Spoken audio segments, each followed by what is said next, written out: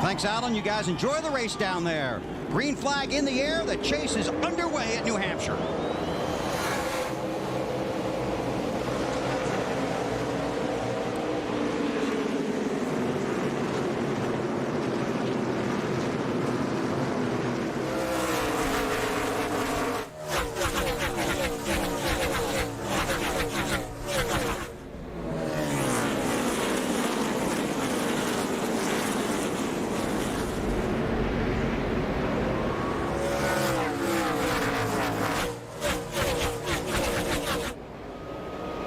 Pole sitter Kevin Harvick leads the first lap. He's got 5 bonus points. They could be big.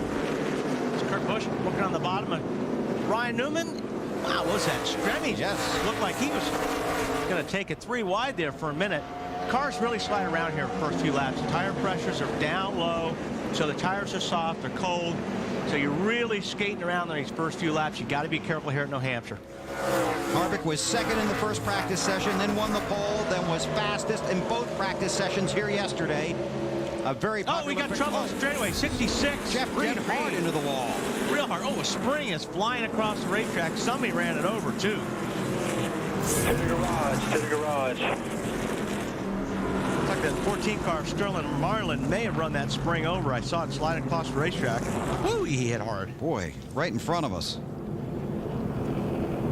So Jeff Green brings out the first caution. And this happened right at the start-finish line. Watch the top of the screen, see what we can see.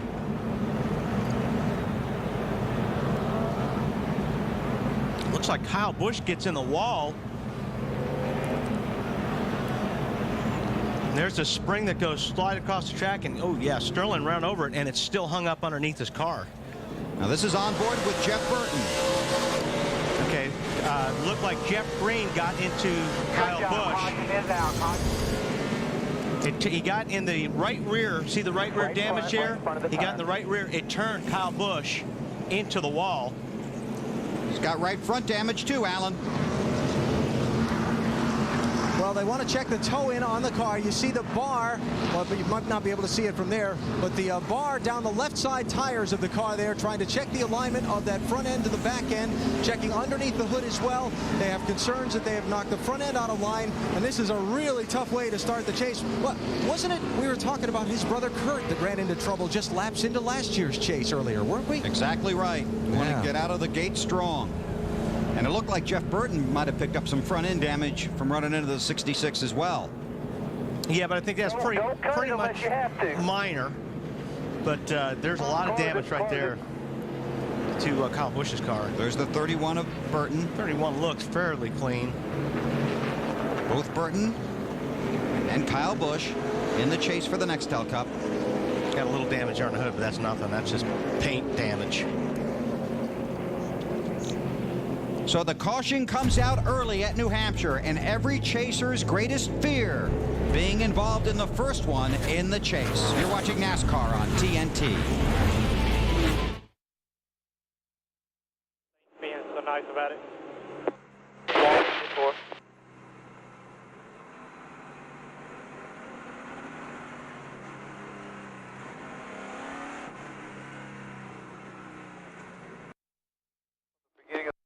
Went across the track and run into somebody. When I turn to the right, the car dips over. When I go to turn back to the left, sometimes the steering's locked. I can't figure out what it is.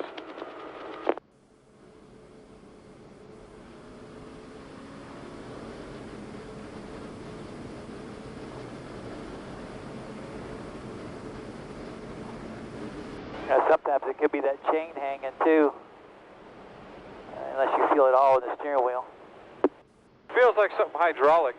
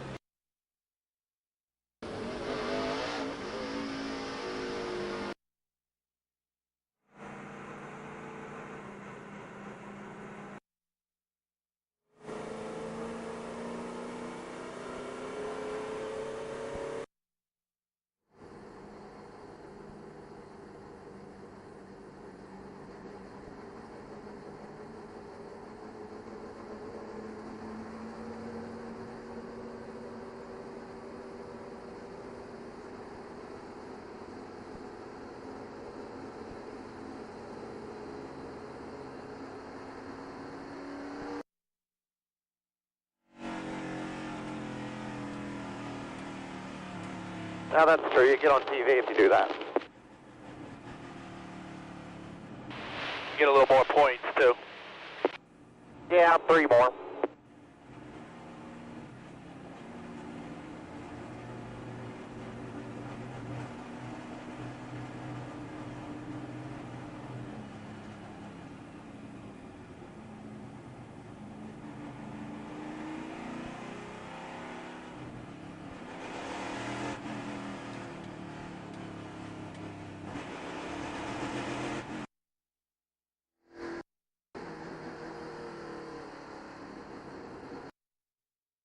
His car, it looks like he looks like he completely clobbers it with the left front, runs over it, and then it hangs there. So, and he has been on and off of pit road. now Jeff Green's up on the outside of Kyle. Kyle just starts going up the racetrack, turns Kyle into the wall. The 66, he's just got his hands full. He gets tagged a little bit by the 31 car of Jeff Burton. That's not how you want to start your chase, Bill. Nope. Feel gotten one to go.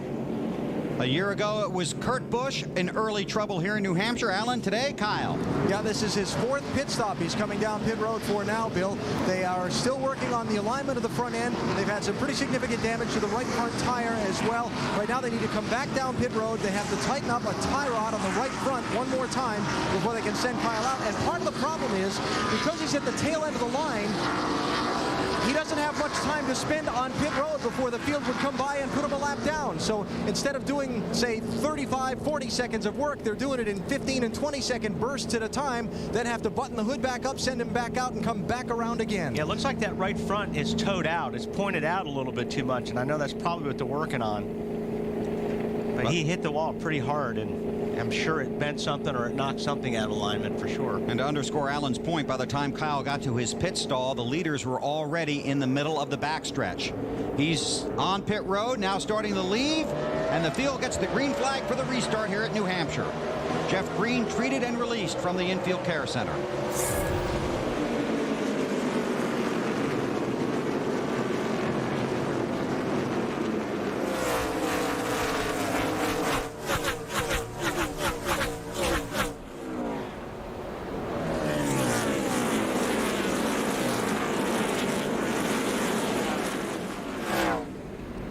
Busch's car looks pretty good in the early stages. It looks like he'd really run that low line where some of these guys are sliding up the racetrack in the middle like Jeff Gordon. And if you can keep the grip down there on the bottom, you're going to pass a lot of cars, because 90% of the cars are going to slide up the middle of the racetrack or even higher. And that's the Tony Stewart line around this track. He normally can keep his car pinched down there all the way around this track. 24 is going to lose a spot to Kurt Busch. What's the 24 up to, Matt? WD, his comments similar to what a lot of other drivers are saying earlier on, just lacking grip. His 26-year-old crew chief, Steve Letarte, making his 1-year anniversary on top of the pit box as the man calling the shots, just told Jeff, let's race on the conservative side today, especially after what they saw happen early on. We're going to come back at him, get on the inside.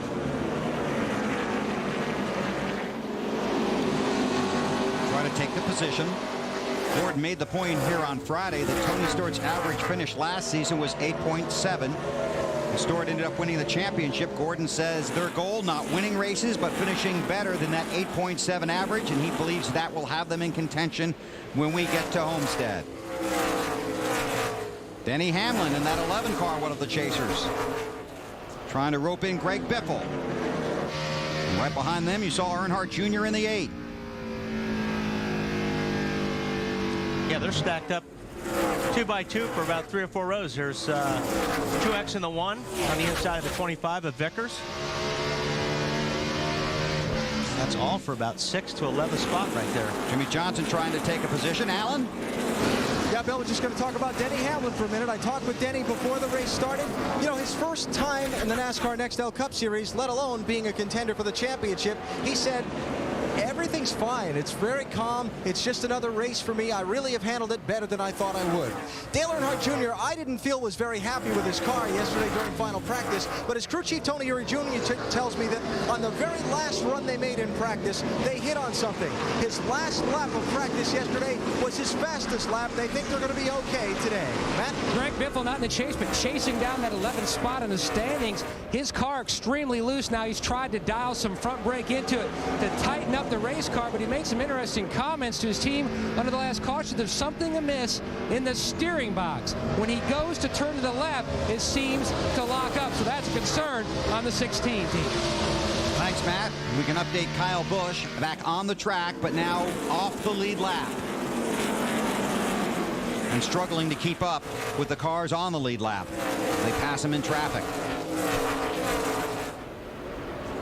Early trouble for the 5, AB. Yeah, here's the follow-up now that crew chief Alan Gustafson and the team have had a chance, once the race restarted, to huddle and talk about the damage they saw under the car. They feel like the front end of the car is towed out. They told Kyle just to take care of it until they can get another caution. They'll bring it back down pit road. They told him it's okay to get lapped. Remember, they've got the lucky dog rule, so he's just trying to hope that he stays the first car one lap down, get a caution, make more repairs, and then get back on the lead lap. That's if you don't wreck it first. Doesn't look good, huh? No, the car, we noticed a tow out on the pit stop, and it's just going to be a handful. It's a handful right now, but once these tires get some laps on it, it's just going to be that much tougher for Kyle to hang on to it. So I know he's driving hard. You got to drive it hard and be careful not to stick it in the wall, because you know you do want to get back in, like AB said, and fix it. You got a long way to go, so you still have time to salvage something out of this. Jeff Green is out of the race. Ted Christopher has scored 7 laps down. He did not have a score at the start of the race. So he's scored, well, 5 laps down now, and Kyle Busch 1 lap down. He is in position to get the lucky dog, but first he's got to keep that car on the track and off the wall, Alan. Yeah, Bill, and Wally, just one more question to put to you about that situation. Wouldn't he be concerned about that right front tire if he has to run a lot of laps on it, knowing that that thing's got to be grinded up if it's not in proper alignment? No, you're absolutely right. I mean, that's the thing. This car's going to get a lot worse, because you're right. That tire is actually pointed in the wrong direction, or too far in the wrong direction, let me say. And yeah, that's going to be a tire wear issue and can cause problems later. So trust me, they need the caution as early as they can get it. And he's far enough up into the field now, like you talked about earlier. He was way back there, and he couldn't get into the pits, and he was almost a lap down when he hit pit lane. Now he's far enough up, he can dive into pit lane, and he can make those changes without, or actually having more time to do it, because he's further up in the field. Mark Martin currently running in the 19th spot, trying to get a position from Carl Edwards, and an update from Marty. Bill trying to work his way slowly and patiently to the front. I talked to Pat Tryson this morning. I know they have a very good race car. The last 2 times this car has run on the racetrack, it's finished top 5, including here in July. I asked Pat, well, how are you going to get to the front? He said, listen, track position is going to be the key all day long. We have some fast cars in the back with us, like Tony Stewart, right behind him right now. They may try 2 tires on an early stop, knowing that will give them the position they need, and they think the car will run well enough on those 2 tires to keep them out front. We'll see what they do on that first stop. See if he can lock onto the bumper of that 20, because as BP would say, he's going somewhere. Tony Stewart marching forward. They're starting 32nd. Matt Kenseth started 25th. He's in the 24th spot. And Casey Kane, who started deep in the field, locked in traffic, back in 29th. On board with Kevin Harvick from the pole, the popular pick in the garage to win today. He's out front at New Hampshire.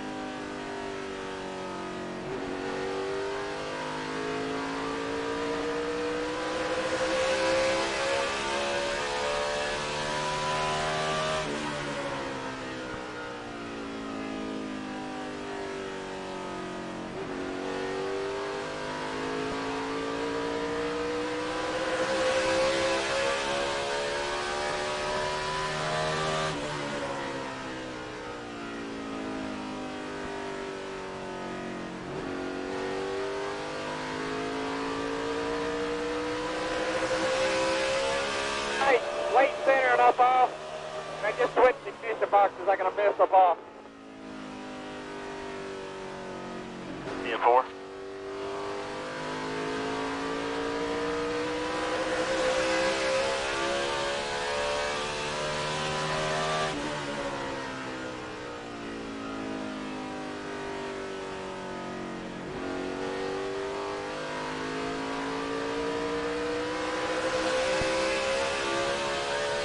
It's getting worse every lap.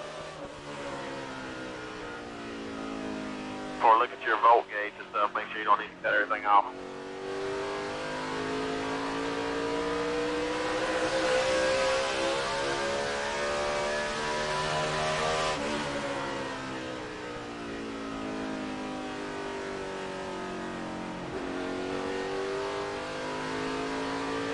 Inside corner, inside.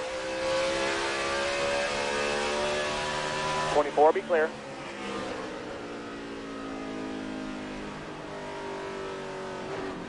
Outside, outside.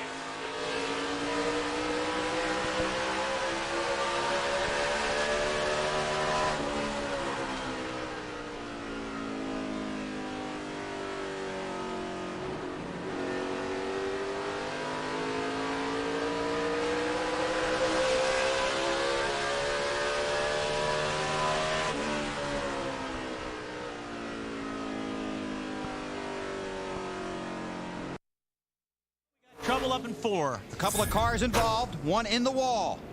The caution is out here at New Hampshire. Joe Nemechek, a former winner here in Loudon. Fired up, Joe. Go ahead and roll. And he comes across the track right in front of the two race leaders and heads for pit road.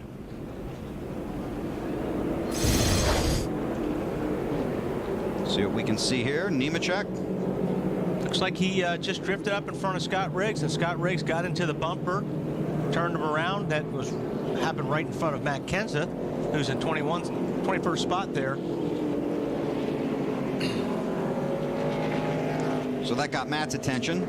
Nemechek hard into the wall. Caution number 2. Now here's on board with Riggs.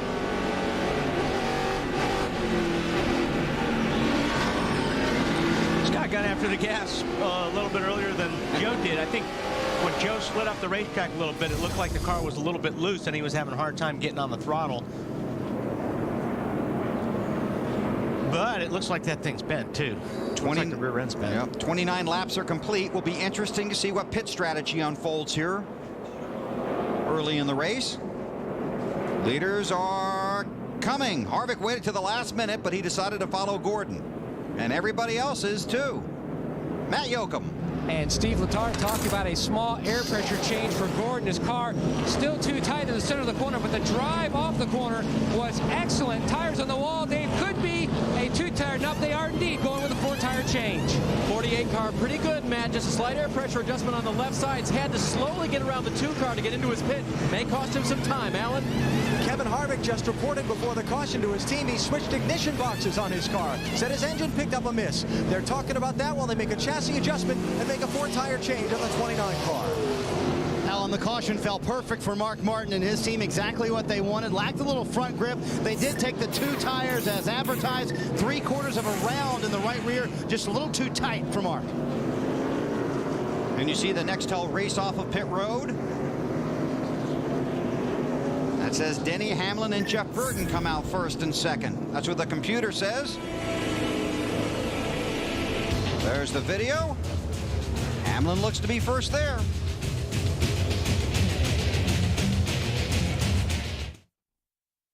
One little Debbie car all over the track today.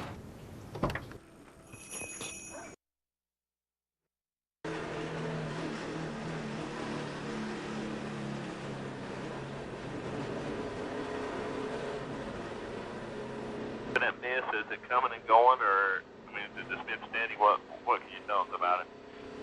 Feels like it's the floats are too low, and just feels like that's what it is up off the corner, just running out of fuel. Thank you for.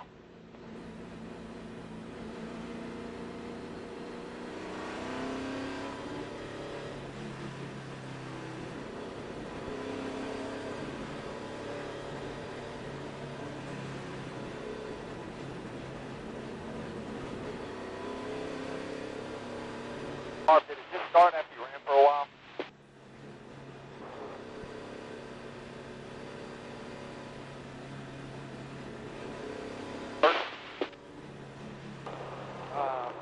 Well, I mean, it got worse from the first couple laps, but after that, it stayed consistent. You know, the last 10 laps.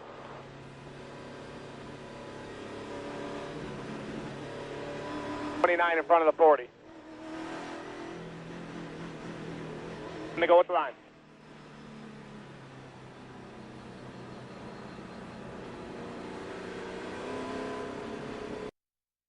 Set out to build an entirely new type of motorcycle.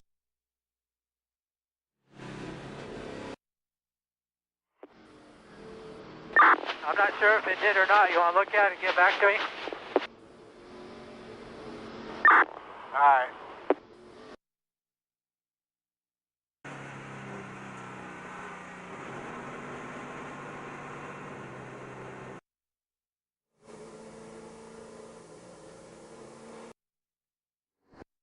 Okay, lights out. We're going this time.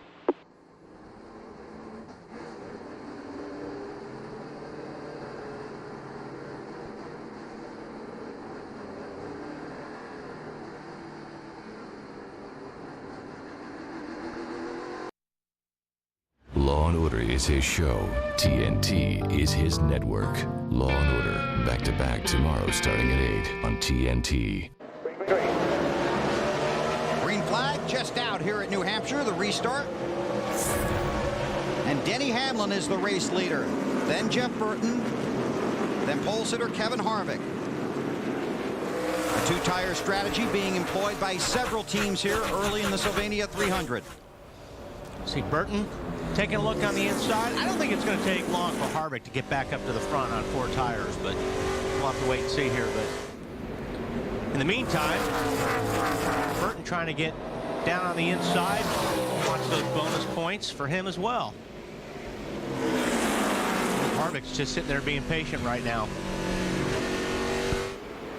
Hamlin's gotten his bonus points. Two-tire pit stop for Denny Hamlin. Got him out front. Picked up 6 positions on pit road. Harvick's like, come on, Jeff. If you're going to do it, you better do it. Right. I got to go. He wants him to get those bonus points, but he doesn't want to be held up. Right. Hamlin, the 26-year-old from Virginia, leads early here at New Hampshire. Burton on his bumper, but can't make the move. Looks inside again as they head for the backstretch. 5 bonus points for leading a lap, and Jeff Burton would like 5 of them. Ticker at the top of the screen, the 10 drivers in the chase highlighted in yellow. Harvick says, I've got to go. 3 wide. Oh, he's into Hamlin.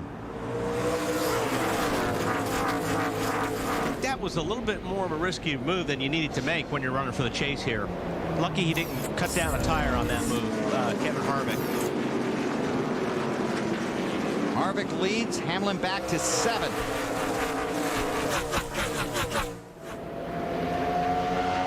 You said something about patience earlier, didn't you?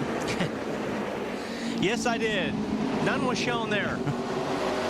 See Mark Martin in the 6 car. A 2-tire stop for Mark. That helped him pick up a number of positions off of pit road. Martin runs in the 4th spot. Stremme, Busch, and Earnhardt racing for 5th right here. It's on board with Earnhardt Jr. Kurt Busch in the 2. David Stremme in the 40. Earnhardt Jr. with a move to the inside.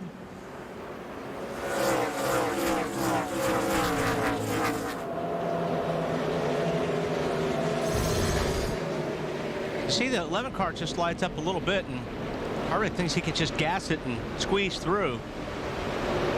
But they're real lucky they didn't cut tires on that deal right there. On board with Harvick. Also lucky 11 car didn't wind up in a wall. A lot of luck going around there. Well, Harvick clearly knows how good his car is, and he wasn't going to sit there for very long. He let his teammate try for a couple of laps to get those 5 bonus points, but then Kevin saw just the smallest opening, dashed right into it. I'm not sure he needed it, but that was more of a desperate move. I don't think that was really necessary. His car was so much better. I think if he would have just waited a lap or 2, he could have pass him down on the bottom. Earnhardt Jr., one of the chasers inside of Kurt Busch. And the Budweiser Chevy moving forward. Talked to Earnhardt's crew chief Tony Eury Jr. this morning in the garage. He said all the pressure's off. Said we made the chase. That's what we wanted to do. If we're still in it with 2 to go, then we'll start feeling the pressure. And that was the message he delivered to Earnhardt. Go out there and race hard. Let's have some fun. And you listen to Earnhardt Jr. talk, and it really sounds like he did learn some lessons from the first year he was in the chase. He had that wreck with Carl Edwards in Atlanta that year, too. Right. And Earnhardt took full blame for that. So lessons learned, and now Earnhardt back in the chase. Gordon's gotten the position from Jeff Burton. So Jeff Gordon runs second. Burton is third. Martin fourth, and Earnhardt Jr. is fifth. Chasers running first through fifth right now. An update on Earnhardt from Alan Bestwick. Yeah, Bill, you know another word that Earnhardt Jr. has thrown around this weekend? Redemption. Remember what happened to them in the race here in July, if you weren't with us for that? Engine failure. About halfway through the race, he finished 43rd. Part of a 2-week slide that dropped him from in to out of the championship, and he spent the next month trying to scramble his way back up. So Earnhardt Jr. wants to come here today, have a good solid run. He feels like they need to redeem themselves from the troubles they had here back in July, which, by the way, was a timing belt that failed on that car. That was a rough stretch for him, Alan. Back-to-back 43rd place finishes. Well, maybe their chance of making the chase was over. But Tony Eury Jr. rallied the troops. And his driver went to work, and they're in it. Now racing after the Nextel Cup Championship. Third year in a row, Jimmy Johnson's been in the chase. He scored in the 9th spot. An update from Dave. He has not been out without trouble in the chase, Bill, and today is not going to be an exception. He very calmly radioed to his crew moments ago, dropped a cylinder. Running on 7 will not win you a race at New Hampshire. It may hurt your chase chances really bad. Denny Hamlin's going to zip right by him. Maybe not. So maybe more problems for Jimmy Johnson, but Kevin Harvick continues to run up front. He's the race leader at New Hampshire.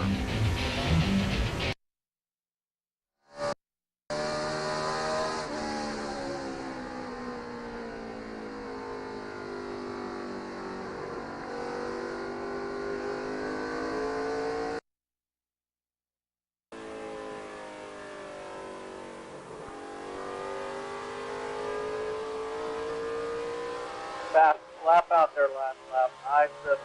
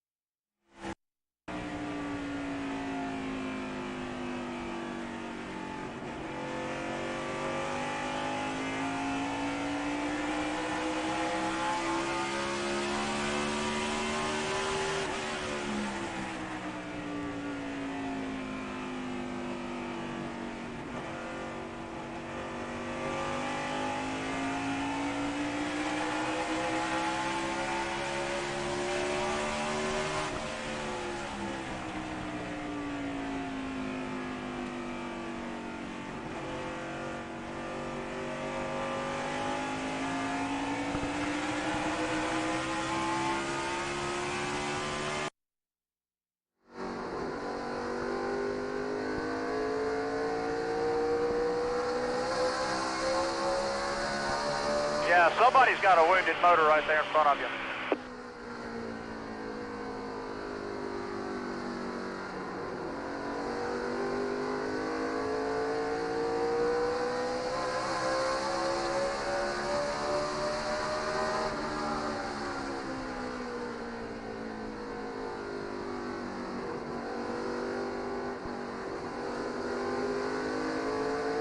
out there. Clear behind the 48 if you want it.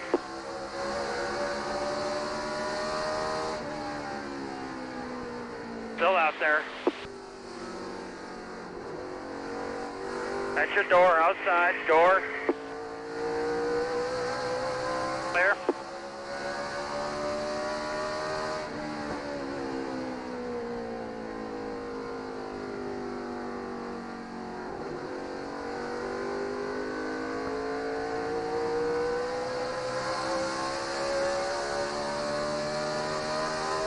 .30-50 with a pass.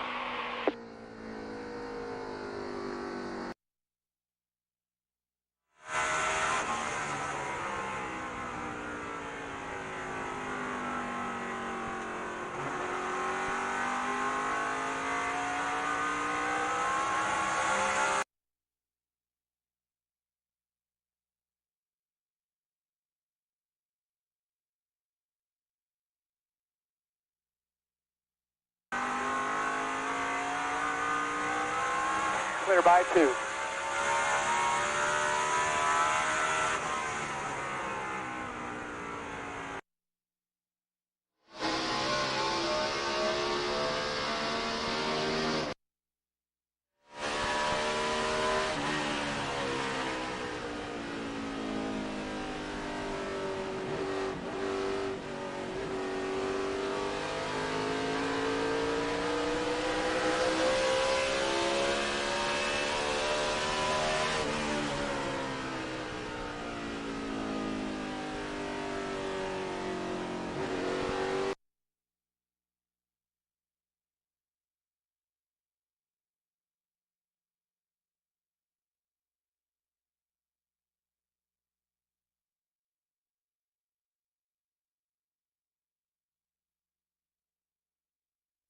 That, when taken together, are providing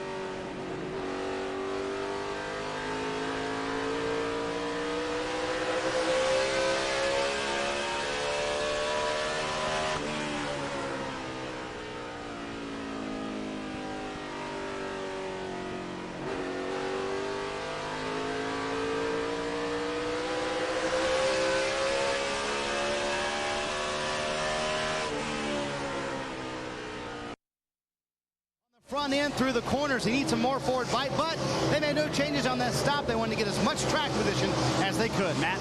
Marty, both Penske cars having a very solid day. Ryan Newman, the 12 car. Last win came here 1 year ago to start out the chase. Right now on the outside looking in, just trying to get another W. The car just still too loose through the center of the corner. AB? Well, here's the driver of the day nominee so far. That would be Reed Sorensen in this 41 car. He took the green flag back in 31st place, drove up to 20th before the pit stop, took 4 tires on the stop, and now he's driven himself all the way up to the 13th place. It was on lap 42 that Chase contender Jimmy Johnson radioed in that he had a cylinder, that he'd lost a cylinder on the 48. 13 laps later, they asked him, is it any worse? He said, no, it is the same. They're preparing to go under the hood on the next stop. Perhaps something as simple as just a bad plug wire. Marty? Meantime, Jimmy Johnson's good friend Casey Mears is about to pass him. Currently, he's in 15th. The car a little loose in the middle of the corner, a little tight coming off the corner. They made an air pressure and wedge adjustment on the last stop for Casey. He, too, going to the front of the field. For Matt Kenseth, the struggling weekend continues. They couldn't figure out what they wanted to do on the last stop, and they had a debate about it on the radio. Oh, I said I'm tight. I'm middle of the corner and exit. Tight, tight, tight. We need to make it looser. Okay, whatever. I don't know, Matt. If it's loose in, do we want to work on that, or what do we want to do getting off here? No, you need to work on the center and the exit. You need to get it off the corner and through the center somehow. Make it looser in the middle, and that'll help the exit. You need to turn in the middle.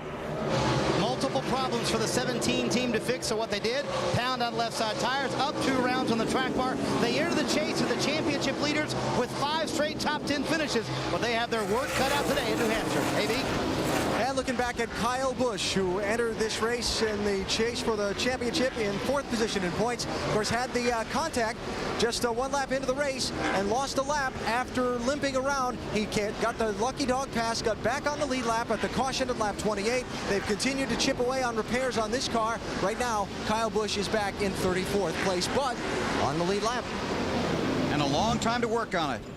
239 laps to go.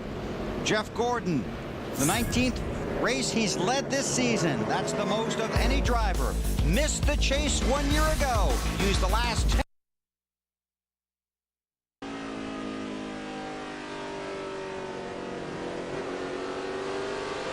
Inside, clear.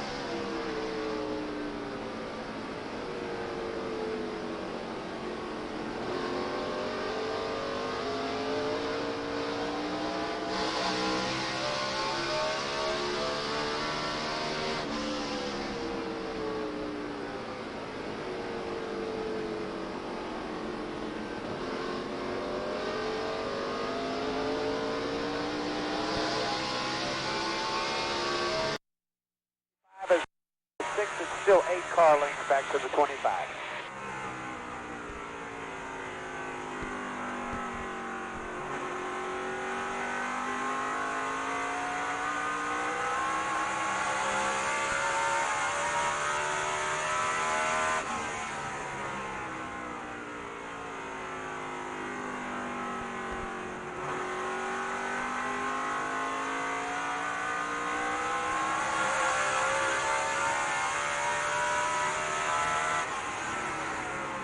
Clear.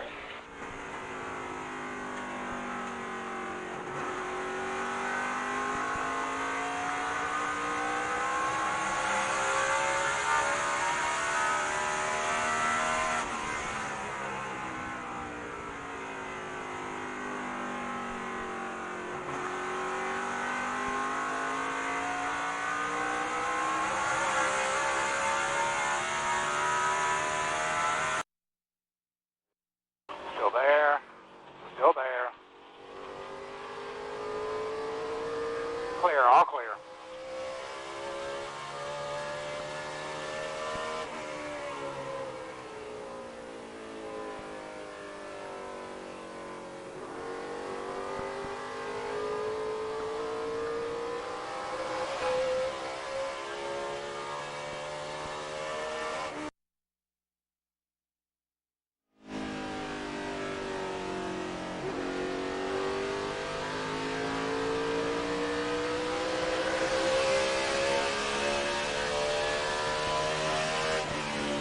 Lapper.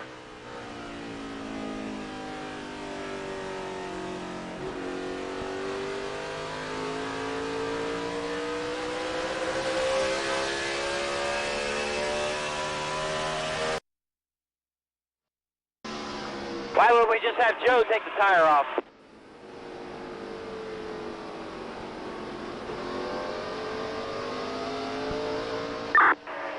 Well, then you're going to have to leave a hanger back if that's what you want to do.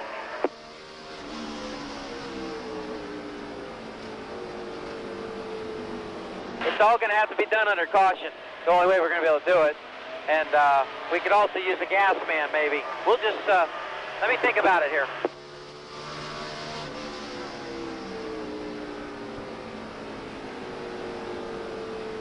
Bob, are you still on here? Do you think there's enough slack in the chain that we could get that spring out? We didn't change that chain. And we've got a round count from that spring when it was in practice.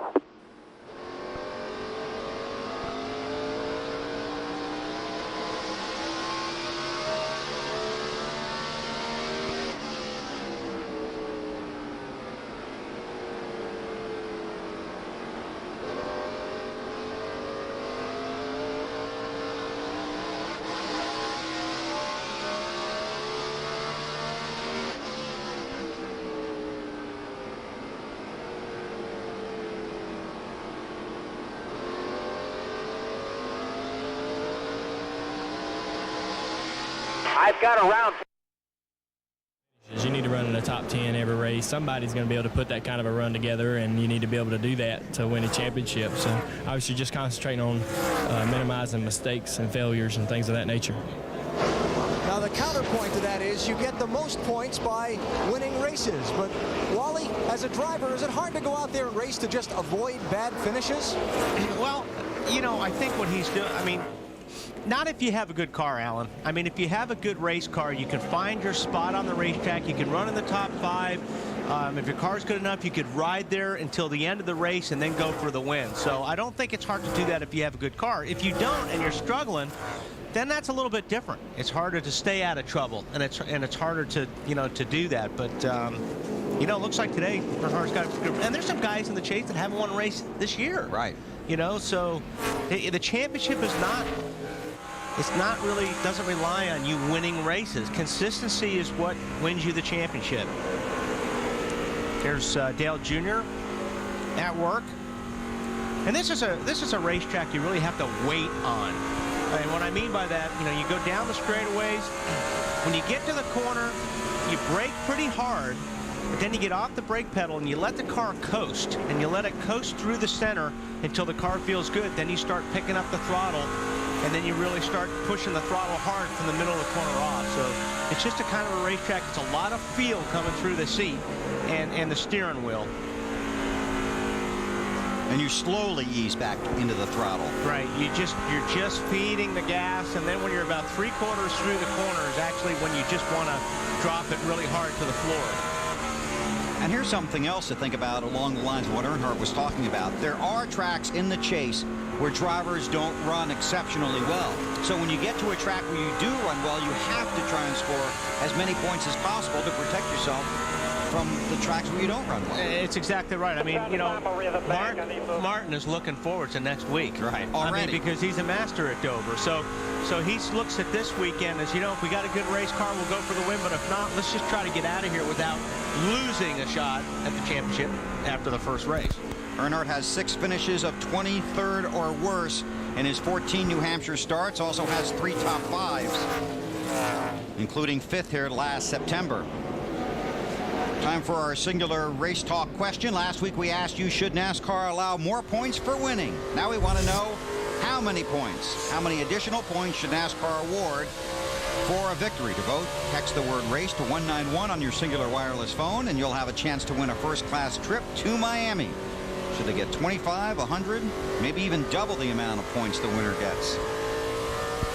See Burton going by Kyle Busch there, and it looks like Kyle's got his hands full with that car. That thing just looks like it is sliding big time loose. He's 35th, 1 lap down, but he's the 3rd car 1 lap down, Kyle Busch.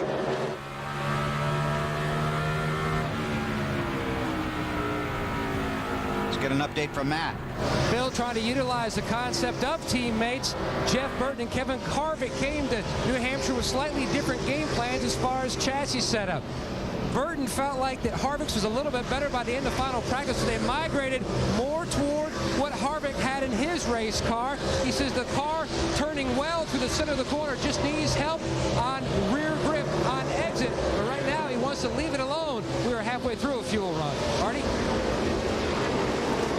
Alan, take that from you, Matt. Just to talk about Kyle Busch, we saw him there on screen, one of the championship chasers. Here's the latest on this 5 car. Still have some front end alignment problems underneath that car. You also see the aerodynamics quite messed up on that right front fender. Right now, a lot of what's going on with this team is crew chief Alan Gustafson on the radio trying to coax and encourage his driver to keep him from getting discouraged and frustrated, telling him it's a long race. We've got time to work on the car. We're okay. Keep going. And we've got a caution out. It's for debris, Alan. Debris in turn 2. Caution number 3. Jeff Gordon is the race leader. Then it's Harvick, Burton, Vickers, and Dale Earnhardt Jr., the top 5. So this will give the leaders a chance. The drive-off's starting to go away, you know, a little bit. I don't know if it's just old tires or track, but... Jamie McMurray in the 26 car is the lucky dog.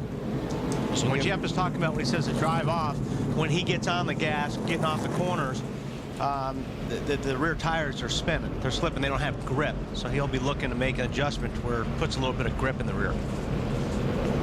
Pit road is open, and there should be a lot of business down there.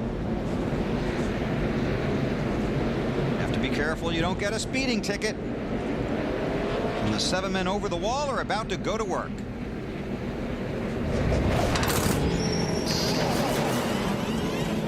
And Bill, Mark Martin reminded Pat Tryson, Pat Tryson reminded Mark Martin, watch that speed when you come to pit road. Several other cars pitting down pit road to Matt. Jeff Gordon, top of your screen. Small air pressure adjustment in the right rear. Service is already complete to try to help his drive off the corner. Kevin Harvick's team going to take a little extra time. They just put a spring rubber in the right rear of this car, so he may lose a couple of spots on this pit stop. He came in 3rd, a 4-tire change, and the 29 down and away. Dave? The 48 car, Jimmy Johnson, has come to a stop in his pit stall. Ron Malik and Danny Emmerich, the engine tuner, are going to look underneath to see if they can see anything that's off, perhaps that plug wire. Jimmy said the engine was very smooth, even though on 7 cylinders, so he suspected it might be. They're still going to work under there. They tell the guys where the pit pace car is on the track, and they're only putting 2 pins in the hood because they plan to come back in and continue working. Get it back open. Come on, go. So Johnson will head back out on the track, make a lap, and come back to the attention of his crew on pit road under caution at New Hampshire.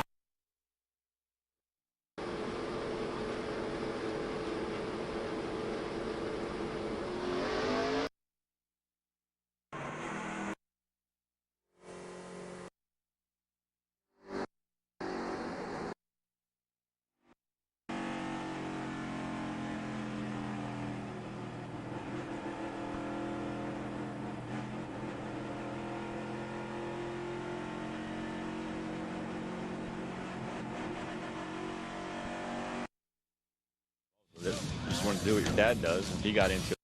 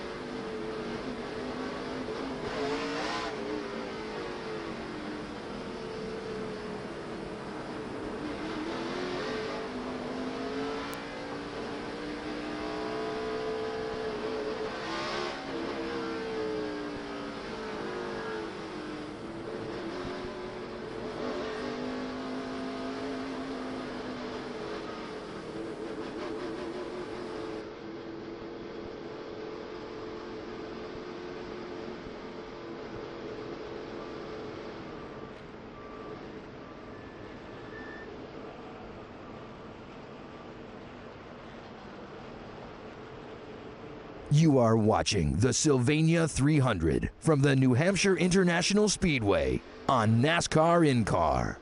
Only available on digital cable.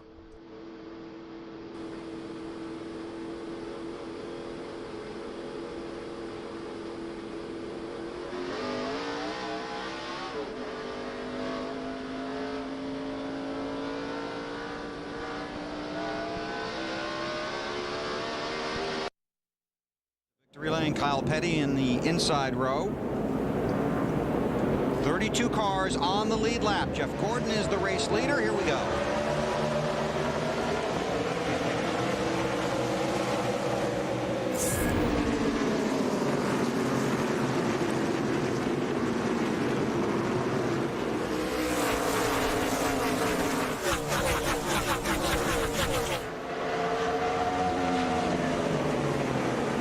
Guys on the outside want to clear these lap cars as fast as they can.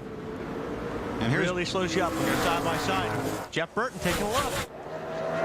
Gonna lead that one, I think.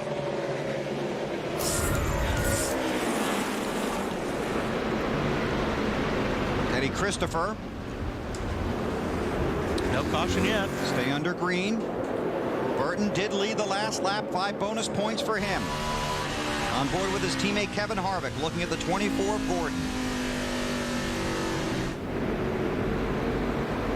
Gordon has a teammate behind him, the 25 of Vickers. And Mark Martin runs 5th. The 2-tire strategy for Jeff Burton worked out great. Yeah, it seems like on Gordon's car anyway, it takes a few laps to get those pressures up before his car really starts working good. So I've seen the last couple restarts, he's lost a little bit on the restarts, but then after 5 or 6 laps, he's back. Burton used 2 tires to gain pit positions, then a forced tire stop. Alan, you watching the 29?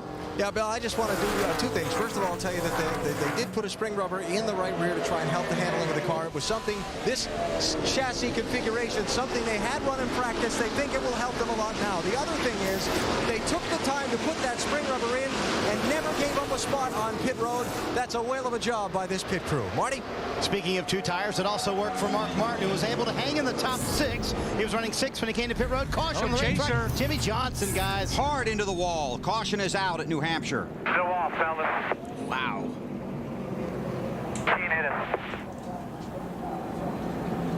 him. Spotter saying there was contact with another car. Chad Canals, crew chief for Jimmy.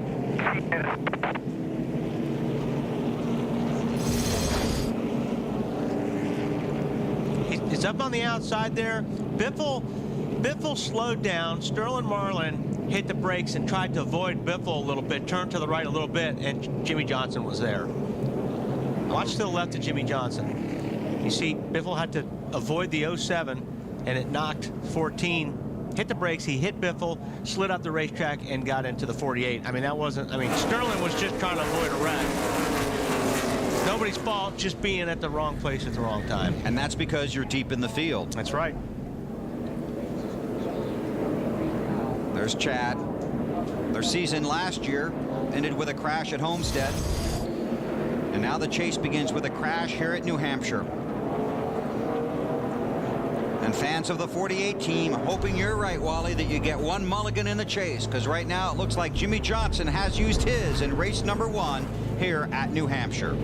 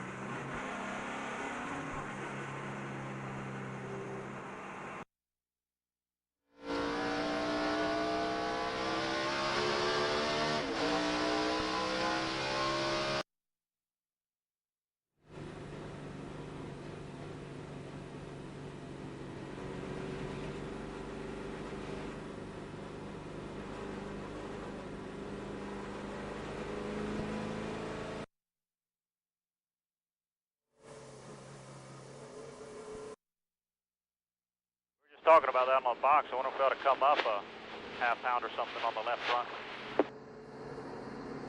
Yeah, I don't know about in the long run. In the long run, it was really good. But short run, through these bumps, it's a frickin' mess. 10-4. Let's do the best you can with it here, and we got a little bit more time to think, see if we want to try something. I mean, I'd rather keep them down if we can, but I bet a half pound or a pound wouldn't hurt it too bad on the long run. Okay, 10-4. Let's see. We'll see here. That was one to go that time.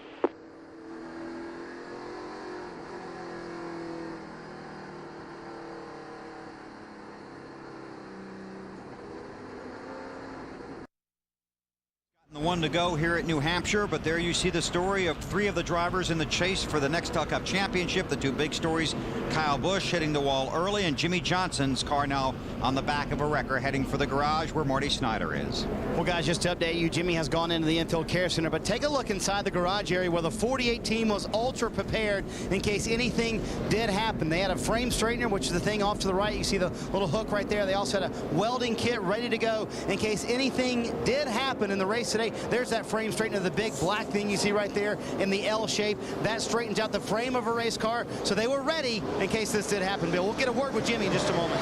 Thanks, Marty. A break for Johnson. Jeff Burton leads.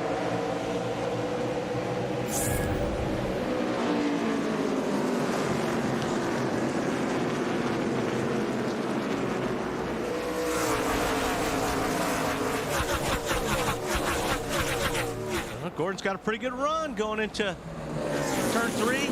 Looks down at the bottom. Not quite enough. But you get the feeling in a couple of laps. I do. At the 24, it just takes a few laps. Then you got the 29 there. Looks like he's going to fill that bottom lane after they've made those adjustments. Got another car on the wall. David Gillen in 38. Heavy damage on the right rear. Still staying green. Harvick and Gordon battling for position.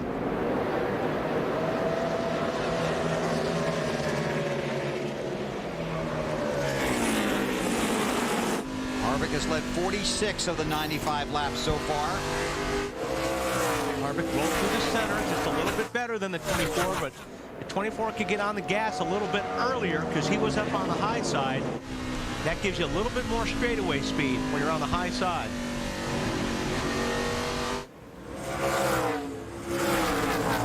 Gordon's teammate, Harvick in the 25, right behind, or Vickers in the 25, right behind Harvick.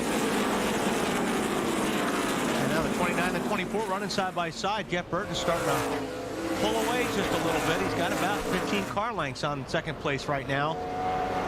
These 2 are racing hard. They are. Caution is out. Part of a tire. That was probably off of the 38 car, I would suspect. It's down between turns 1 and 2. Oh, it's off the 22. Off of Dave Blaney's car. Of the strong run at Richmond.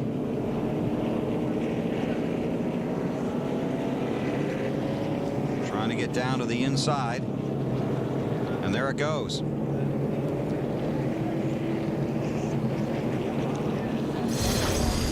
And Blaney did a good job holding on to that car.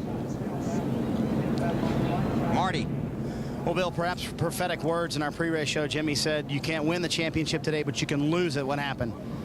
We unfortunately had a problem with the engine, lost a cylinder. The thing was still running right, so we thought maybe a plug wire or a plug or something was wrong with it. And we came in and looked at the plug wires. We couldn't find anything there, so we're just trying to get to the next caution so we can work on it again. And unfortunately, we were the next caution. I know you had an initial assessment out on the racetrack, but how bad is the damage? That was a pretty good hit, so I hope we can get back out and meet the minimum speed and roll around out there and do what we need to for points. But that was a pretty hard hit. I was on the outside of the 14, and something happened. He came up into me and it pointed of me straight at the wall, and off I went. This is your third time in the chase, Jimmy. Can you recover from this? I don't know. It's we just got to see. It's way too early. I hope that I don't eat the words that I said early on where you could lose it today. It's nothing on our behalf, just something weird with the engine that put us back there, and then I'm not really exactly sure what took place on the track that got me caught up in the wreck. Jimmy will go assess the damage now, and he did get out of the ambulance with a smile, but obviously a lot of broken hearts here in the 48 camp, Bill. For sure, Marty. And they're in that hole you were talking about. This really is it's a hard place to get out of. Watch this. The 17 and 22 here make contact. That could, cut his left rear down right there. Normally when you see the tire come apart like that, it's because you've made contact with somebody else. And you're running so flat here that you're so flat on the racetrack that when you bump into each other, you're just square, tire to tire, wheel to wheel, and you get a little bit of that sheet metal, it can cut the tire. Kyle Petty was the lucky dog under the previous caution. Travis Quapple the lucky dog this time. Jeff Burton is the race leader.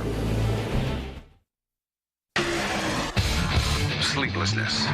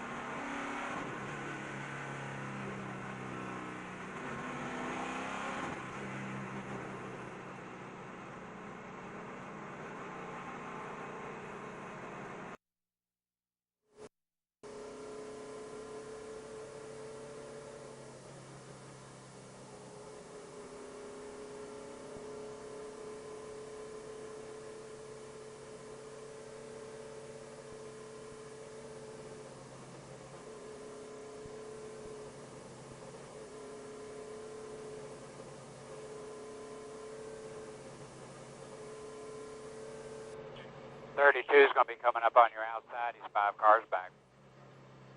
Coming on you now.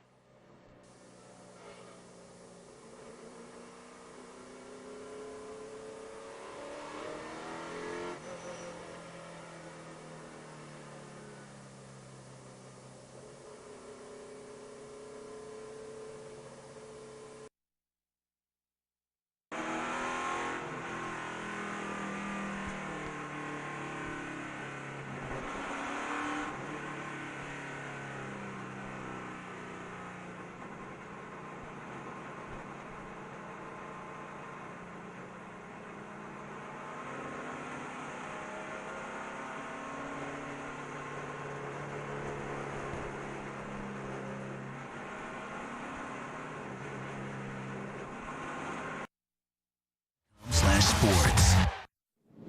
101 laps are complete. Take a look at our DLP Technology race recap. The day going for the Chasers. Jeff Burton dodges trouble. Kyle Busch does not. Into the wall early in this race. Heavy damage. Scored back in the 34 spot. Kevin Harvick trying to muscle his way to the front. Hit another chaser, Denny Hamlin. Yeah, 3 chasers on that one. Jeff Gordon working his way around Kevin Harvick. Some hard racing between those two. Jimmy Johnson, first he dropped a cylinder in that 48 car. Then went out, got caught in traffic deep in the field, ended up in the wall. Not the way he planned on celebrating his birthday. Tough day for Johnson and the Lowe's bunch. This is our DLP Technology race recap. Update on the 48 from Marty. And you can see this team back here in the garage area working diligently on the 48 team. And when you have a 48 car, when you have 550 employees, you have a lot of help. So all the Hendrick Motorsports trying to get this 48 car bandaged and back out on the racetrack. There's damage on the front end, damage on the rear end. The frame is bent, I'm being told by some of the team members. They're going to have to replace the rear trailing arms, also the rear track bar, several of the front chassis components as well. They'll have to replace on the 48 car. They're going to work to get them back in the race, but it's going to be a long time before the 48 is ready to go back out on the track, Bill. Thanks, Marty. Currently 14 laps down. And you still have to run the minimum speed. Right. So they got to get the car back together well enough to where you're at least running the minimum speed, or NASCAR will black flag it, which is 33.14 seconds around this racetrack. And that's a pretty good clip at this point. That is a good clip because they're running high 29s and 30s right now. Field coming to get the green. Jeff Burton, the race leader. Four-time winner at this track. Won here leading all 300 laps in September of 2000 and leading only 2 laps in July of 1999. 174 wins since Jeff Burton went to victory lane. Trying to get there today and begin the chase with a victory. And that was a restrictor plate race here. That was awful. I remember I was in that one. I don't think I passed anybody else there. Nobody passed anybody. It was terrible. That race should be expunged, like it never happened. Yeah. Jeff Burton out front as we go back to green. An update from Matt. And trying to take advantage of the fact that Gordon's car takes a little while to come in. Burton inching away. His owner, Richard Childress, told him it seems like when you run a little closer to the bottom, your car is better than the 24. Meanwhile, Gordon, he's concerned that contact with another car might have pushed in the left front fender down by the valence. So they're going to keep an eye on that in case that car gets any tighter on their next stop. They'll just pull it out. Looks pretty clean. I mean, there is a little crinkle there, but not enough, I think, to make a big difference on the handling right now. I think Vickers would like to get by the 24 car. Vickers in that 25 has been strong since the green flag.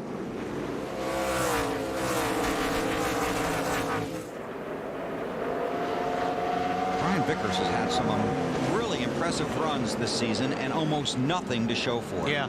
Yeah, they've never been able to capitalize on the finishes. Burton leads. His teammate Harvick runs second. About the 29, Alan.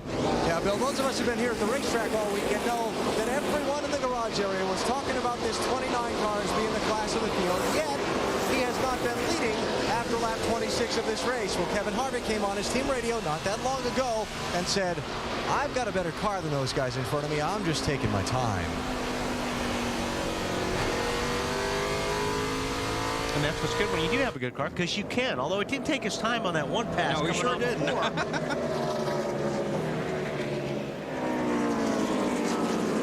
Decided to try and muscle his way through. You see the championship standings, 107 laps into the chase. About 3,900 miles to go for the checkered flag at Homestead. You can see Jimmy Johnson way back there in the 10th spot.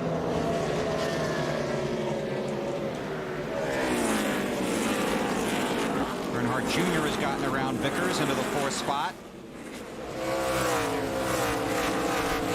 And Mark Martin runs 6th.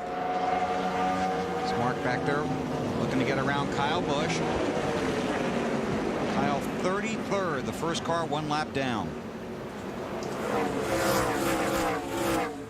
So we can duck in our Aflac trivia question. Normally Benny cues the duck. BP not with us, but watching at home today.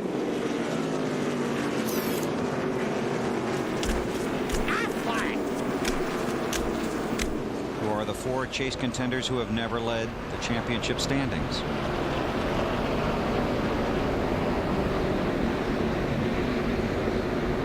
I was working on it. The answer came up too fast. The young guys. And right now the leader is Kevin Harvick. Our Aflac trivia question.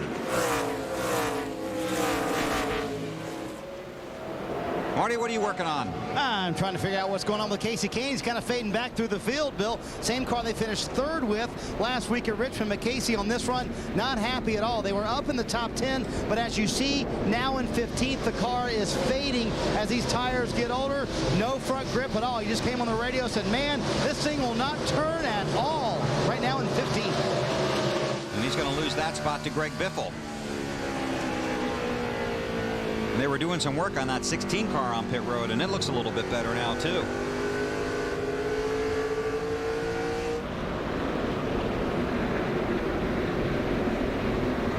Vickers trying to close in on Gordon. Dale Earnhardt Jr. has gotten around both of these guys into third. Matt? All over his teammate Bill. Now Brian Vickers, unlike the four drivers in front of him, he's not concerned about points. All he's concerned about is a win. Now his car starts out on the free side, then slowly comes to him halfway through a run. His car is really strong, but back right before his last stop on lap 81, he complained about a brake vibration, but he has said nothing about it since. Didn't they have that problem someplace else? Was that the 24 that had that brake? It was somebody thought it was at Richmond, but I'm not sure if it was a Hendrick car. Jeff Burton, no problems. He runs out front. His teammate is second. Earnhardt Jr. is third. Then it's Gordon and Vickers, the top five at New Hampshire.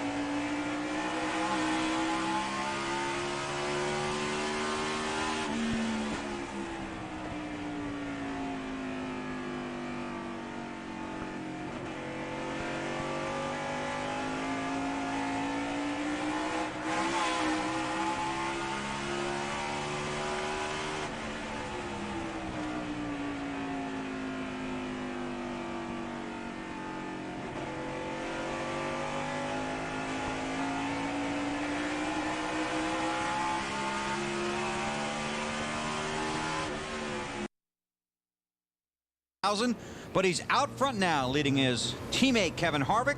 Let's go through the field, starting with Matt. Bill, Jeff Burton will tell you that he didn't go to Richard Childress Racing to end his career. He went there to basically restart it, and that's exactly what he's done, chasing his 5th win here at New Hampshire. Says the car AB just a little tight in the center, but not bad at all. You know, you think about these guys racing for the championship, Matt, like Kevin Harvick running second right now, and you think they're under so much pressure. But Harvick says the key to dealing with these next 10 weeks is to not think about the pressure, but just do everything the way that you've done it all season long. Approach the race the same way, race on the track the same way. He's doing it today. He's racing up front. Dave? Alan Dale Earnhardt Jr. runs third, and he doesn't always ask for lap times to be read to him, but he asked for 2 in a row about 5 laps ago. The second read was much worse, which means Junior's fishing for a line, and whatever he tried didn't work. He then radioed back, okay, no more lap times. And Brian Vickers has climbed up in the 4th position. Says the car's a little free, but slowly coming to him. He's taking his time. His teammate, Jeff Gordon, not happy, though, with the 25. Says that I'm racing for a championship. He's not racing me like a teammate. Please pass it on to him. Gordon, though, complaining about his race car. Steve Letarte says they'll try to fix that left front fender on the next stop. Also calling for an air pressure adjustment for the 4-time champ, Marty. Matt, before the race started, Mark Martin told me if we're going to win this championship, we have to get rid of our inconsistency and build in some top 10 finishes in these final 10 races, and we have to get better on pit road. So far today, they've been very good on pit road, chassis-wise. Mark hanging in there with a very loose race car, no rear-end grip. Tony Stewart has hung in here in about the 7th position after starting way in the back in 32nd. He made his way to the front. Then he felt like the race car was on top of the racetrack, not gripping like he would like, but he's hanging on that low line. Matt. The 2-time New Hampshire winner, Marty, the 12 of Ryan Newman. His car was loose early, then it started to go on the tight side. Now he's telling his team it's tight down to 1 and 2. Loose, though, especially off of 4, Dave.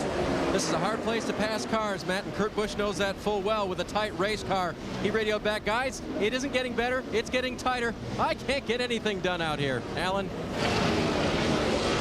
Reed Sorensen, 20 years old, from the Atlanta area, down in Georgia, Forest Park, Georgia, to be specific, having the drive of the day so far. Started 31st, he's up to 10th. I asked Reed before the race, are you ready to win? Do you have enough Nextel Cup experience to get to victory lane? He looked me square in the eye and said, yes. Denny Hamlin is not having the kind of day he was hoping for so far. Not that he's doing badly, he's back in 11th place, but he can't get the feel of the car the way he likes it. He talks about all 4 tires chattering for the first 15 laps of a run. They think it might have to do with some air pressure settings. Marty? Alan, what do you do when the weekend's not going very well? You go to your teammate and say, hey, man, need a little bit of help. Casey Mears struggled on Friday and Saturday. Went to Reed Sorensen, who you just talked about, very fast. Said, hey, can we borrow your setup for today? They said, sure. That is the setup. Same one Reed Sorensen is running, obviously going to the front. For Matt Kenseth, well, he's having a tough time out there. The racetrack is, the car is extremely loose. And we asked him earlier this week, does your 2003 championship help you at all in the 2006 chase?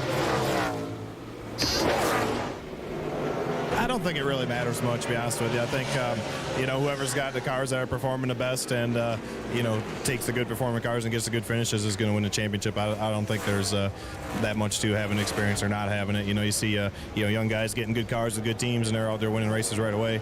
And you can see, you know, veterans, if they're not with such a good team or don't have things going good, they're not going to run good. So it's a team sport, and it's all about everybody, you know, how good everybody as a group is doing their job together.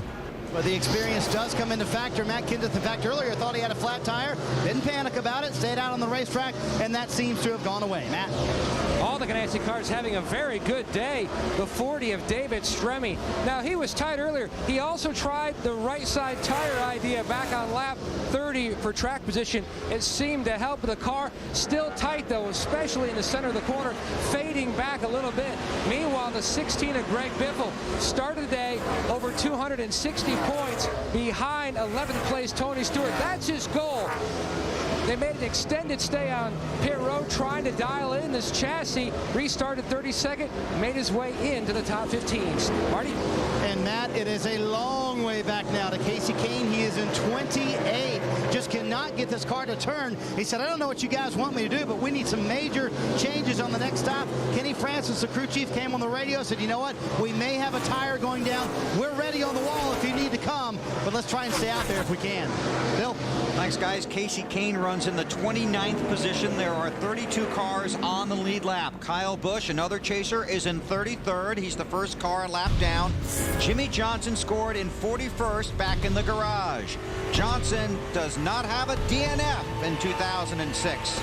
Trying to get him back out on the track at New Hampshire.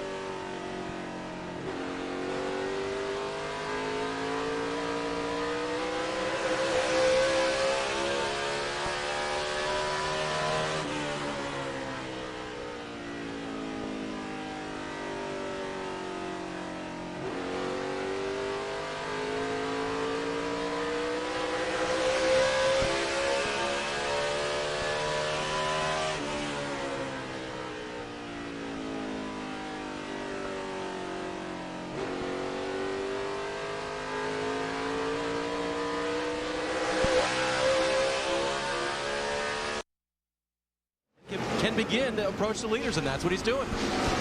I think Junior's running a really smart race right now. He probably has a better car than a third-place car right now, but he's being patient. He's not getting himself in the middle of situations right now. He's trying to stay in clean racetrack. Like Dave said, he's just plugging along. And we heard earlier he was looking for the right groove, the right lane to run on the racetrack. He found it. It's closed up on second place, Jeff Burton.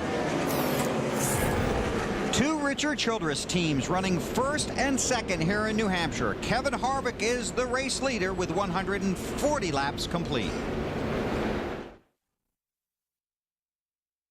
Around the corner.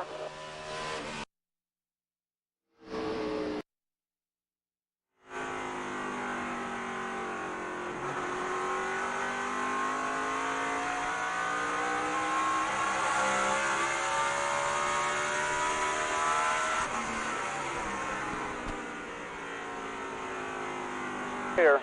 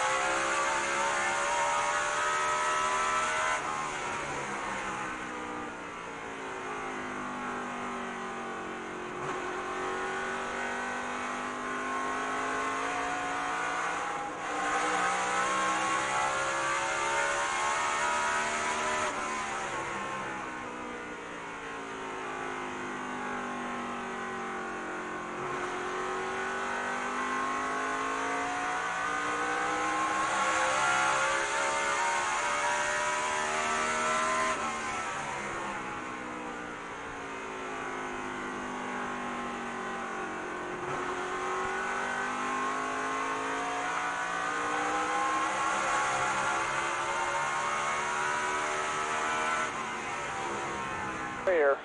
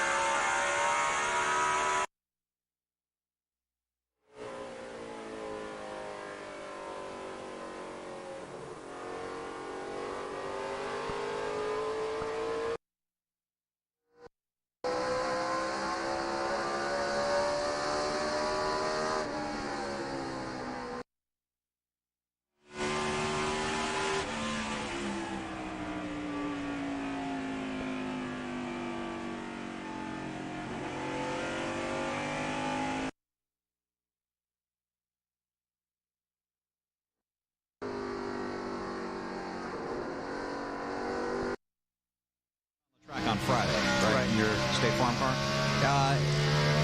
Is it smooth? Is it a smooth race? Yeah, the track is very smooth. And it's funny how when you go out there and you walk and you look at these corners, and it's always, Pocono always amazes me too.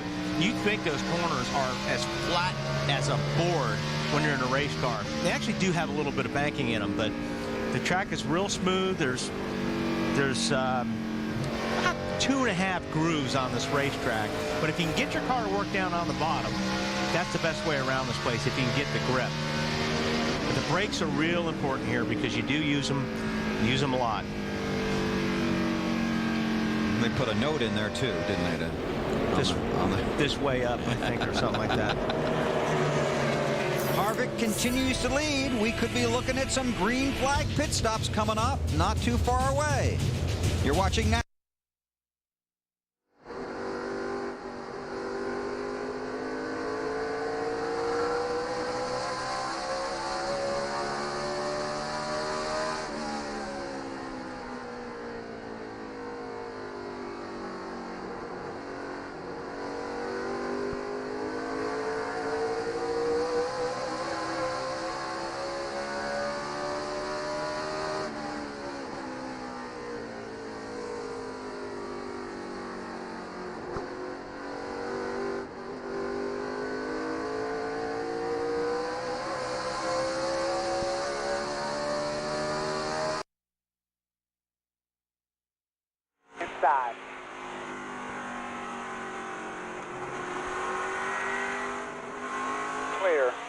halfway, Gene, halfway. About 20 laps to pit stop.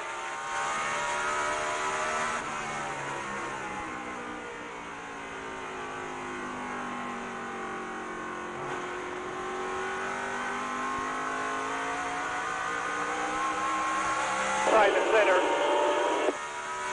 In fourth.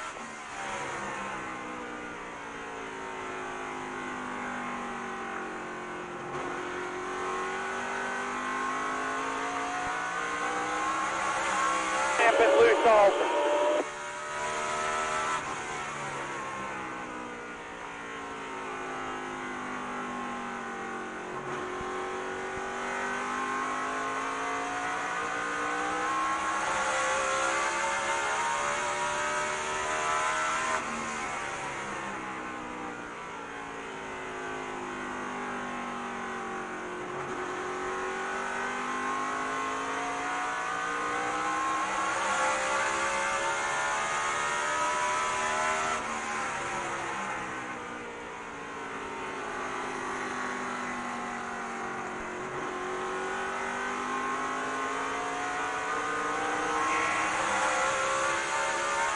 Clear. One car length back to the 24, Jim.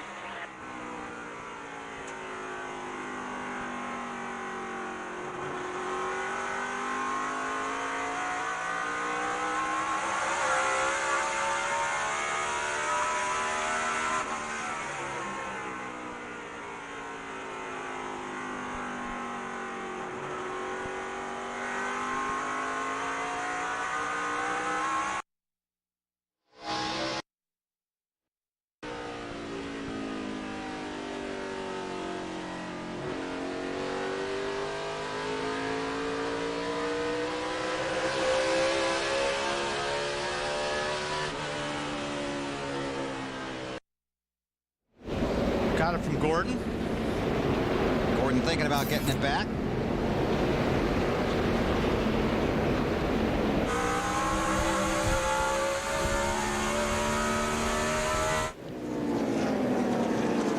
Meanwhile, Gordon's teammate Jimmy Johnson has returned to the track. Marty? Bill just returned to the racetrack, and they bandaged the race car back together and actually sent Jimmy Johnson around the garage area. Did a couple of quick laps as best they could in the garage area, making sure everything was okay. It was 40 minutes they spent in the garage area. 19 men at one point that I counted working on getting this 48 car back out on the racetrack. Now the question is, can he meet minimum speed? NASCAR will let him know. Gordon getting the position from Earnhardt. Jimmy Johnson is 32 laps behind Ted Christopher, who is out of the race. That'll be the first opportunity for him to pick up 3 more points. Hey, guy that is really another guy that's struggling is Casey Kane. He has fallen back to the 35th position. Marty, it doesn't look like they've helped that push. Well, and what happened, Wally, is it took them a long time to diagnose that right front tire, which was indeed flat. 4.5 pounds was left in that right front tire. It's kind of hard to run around this racetrack with 4.5 pounds in the right front tire. They did find a very small cut. Casey, very upset on the radio, said, guys, we waited too long to pit. I'm quite angry right now, as you would imagine. Matt? Marty, one of those racetracks, New Hampshire, very sensitive. You need to try to stay on top of it. Now the 24 of Gordon, they have lost the handle. The car is loose in, real tight in the center and loose off. Meanwhile, the 25 on your screen, Brian Vickers, slowly reeling in the leaders. The fastest car on the track the last few laps. Even though he says he's lost overall grip, his car really coming in near the end of this run. Dave? Matt, the 24 car may be not feeling quite as good about their race car, but they passed Dale Earnhardt Jr. And it was after that pass, the second one in a few laps in succession, that Jr. came back and told his team, we need to make this car turn better. Tight in the middle of the corner, Bill. Thanks, Dave. You're watching the computer, aren't you? Yes. Sometimes your car tells you one thing, but the Tells you another. Yeah. Because, yeah, Jeff Gordon's been the fastest car the last 5 or 6 laps. So I know he thinks he's lost the handle. I can't believe his team has not been telling him, hey, you're the fastest guy on the racetrack right now. Gordon runs in the 4th spot.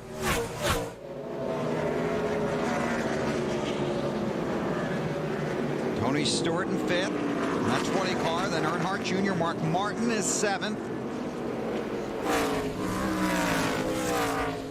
Marty, you got a car out there you haven't wrecked yet. Yeah, exactly. And Stewart's having an outstanding day, Bill, and I haven't wrecked this car yet. And in fact, Tony, when he's around all the other chasers, especially, has mentioned a couple of times on the radio, being very patient around other race cars. Also knows what a good race car he has. A little bobble there coming off turn 4. Brand new race car. They tested at Milwaukee, the sister car to the one they wrecked early in practice at Richmond. And they probably wish they had this one as a backup, because the car is excellent today, Tony. Extremely happy and very good, especially on these old tires. That's why he was able to get around the 8 car. Thanks, Marty. Tony Stewart, the defending series champion. There'll be a new champion at the end of this season. Kevin Harvick.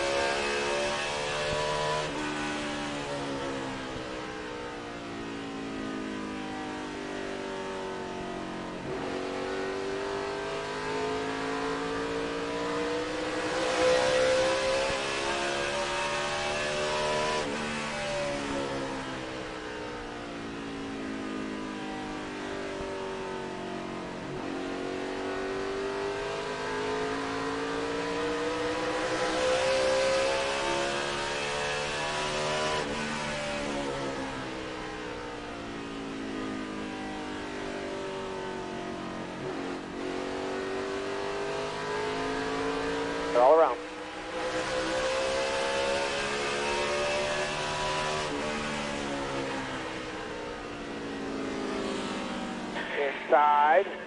Inside corner, clear low, they're all around.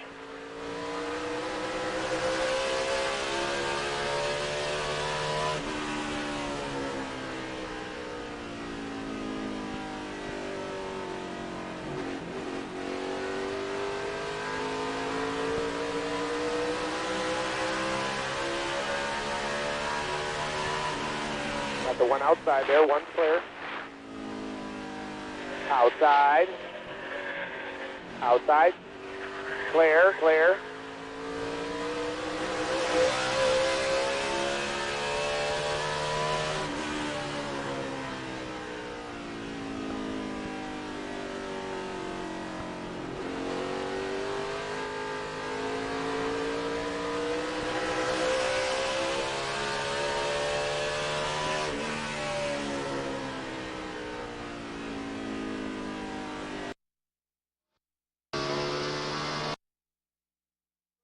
Go, get road speed. You can get right there, go. Clear right there, June, clear right there. 6 is up top. Side.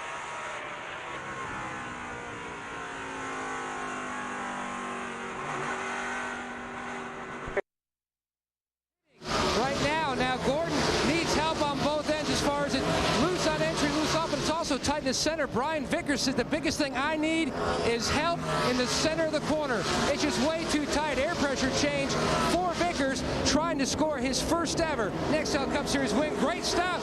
He's already away. Marty? Bill, a disastrous pit stop for Casey Mears, running in the top 10 or close to it for most of this run. He came in, he slid too close to the wall. They had to push him back, ran over the air hose. Now they have to start the stop all over again. Casey has been loose for most of this run. Dave? Very, very tight race car for Kurt Busch on this run. They complete their 4-tire stop. They too made one of those chassis adjustments for Kurt, trying to make it turn better in the corners. You just cannot make mistakes on pit road. Just too costly, whether you're in the chase or just trying to win the race. We've seen a few of them so far today. Kevin Harvick is the race leader by about a second over Jeff Burton. Mark Martin is third. Ryan Newman up to fourth. Then it's Denny Hamlin and Matt Kenseth in sixth. Sorensen Stremme, Carl Edwards, and J.J. Yaley. I can't find a spotter. Top 10. Harvick will be coming in this time. You saw him waving out the window, telling his competitors behind him, I'm coming in. And his teammate Jeff Burton right behind him. Matt. And Bill, Jeff Burton's team up on the wall waiting for him to hit pit road. Now he's lost overall grip late in that run. In fact, he said it was kind of hopping around, something it wasn't doing earlier, going to pull a tear off the windshield to help with visibility. Remember, they didn't make any changes on their previous stop. Air pressure changed at stop, baby. Kevin Harvick's team wasn't planning on pitting for 5 more laps, but then when they saw some of these other guys pitting, they didn't want to give up the speed on fresh tires. Todd Berrier, the crew chief, called Kevin in a small chassis adjustment to help his corner exit. Denny Hamlin pits right behind him, Dave. The 99 of Carl Edwards comes in. On this run, he started out loose. The car wanted to spin out, but now the car is tight. So they are planning on making a chassis adjustment as well as air pressure adjustment for Carl, which will go in the right rear of the car. They will change 4 tires for Carl Edwards, still making his way down pit road. Matt? Calling for a chassis adjustment on the 12 of Ryan Newman, the 2-time New Hampshire winner. Dave, he says the car's still tight. On their last stop, they went up. Significant change, 2 rounds on the track bar. Going up again. Still cannot work that tightness center condition out of this race car. Matt Kenseth headed for you, Marty. He wanted to stay out and get 5 bonus points. Not sure if he did that or not, did. Bill. He got them. Very good. That was their goal. For Matt, absolutely no brakes. The problem we talked about in the pre-race show has come to fruition. Matt said it's going absolutely to the floor, guys. We've got to get something done there. We've got to check it if we can on the stop, but under green flag, you really can't do it. Oh, yeah, by the way, his car is also too loose. Down 1.5 rounds on the track bar trying to fix the chassis, but the brakes are the bigger concern on the 17 car. Wow. With 128 to go. And you're going to, talked about Matt has been struggling a little bit in this race. If your car's not working as good, you will use more brakes. You'll use more brakes on the car to try to set the car, not only to slow the car down, but you've got to stay on the brakes more. It actually gives the car grip when you're slowing down through the corner. So you'll ride that pedal a little bit longer. So that's maybe a problem Matt's having. He's using too much brake just because the car's not handling well. And Burton goes by the 20 car of Stewart. These guys will start picking their way back through these lap cars. J.J. Yaley and Robbie Gordon have yet to pit. They run first and second, then Vickers in third, followed by Kevin Harvick and Jeff Gordon. Working through a cycle of green flag pit stops here.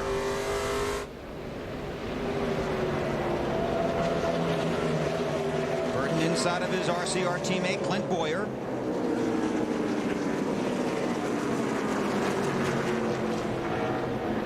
Burton in the 6th position.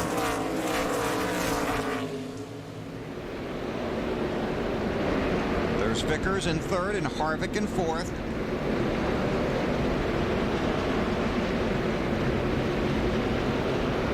And Harvick's car has just been fantastic to watch. Going to try and get the position here inside of the 25 of Vickers. Harvick's got it, Alan.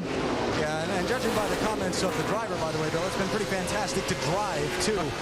Todd Berrier, as soon as Kevin Harvick came off pit road, told Kevin, the 25 of Vickers is going to be ahead of you. He pitted 5 laps before we did. He had 5 laps on fresher tires. Now Kevin's fresher tires showing up, and that pretty good race car, too, as he gets back by Vickers and moments on.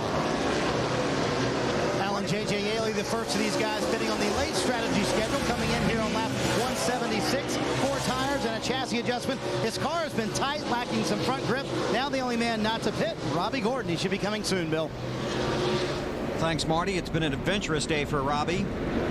Even lost a wheel earlier in the race when they didn't get the lug nuts tight. It was fortunate that happened under the caution. There's Robbie, former winner here.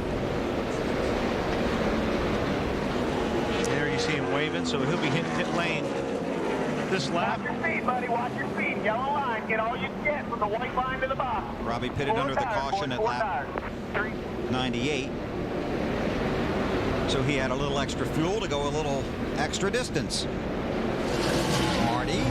And he used that little extra fuel to his advantage. Bill gaining 5 bonus points for Robbie. They're going to make a track bar adjustment for Robbie. His car a little bit too loose, so they're going to go down 1 round on the track bar, 4 tires and fuel. Once the air pressures come up for the 7 car, they're actually pretty fast. They can keep up with the leaders. So the longer they go, the faster Robbie gets. So Harvick is the leader, and this is the race for 3rd in the upper left-hand corner, and there it is. Gordon and Burton. Want to point out that Mark Martin also got his 5 bonus points for leading a lap. And repeat that Matt Kenseth did as well. Gordon and Burton side by side for position at New Hampshire. Kevin Harvick is the race leader.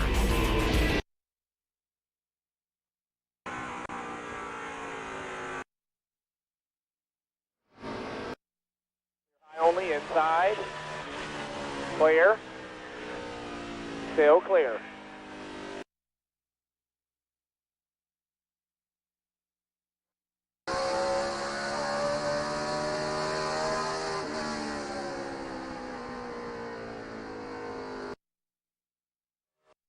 Still there.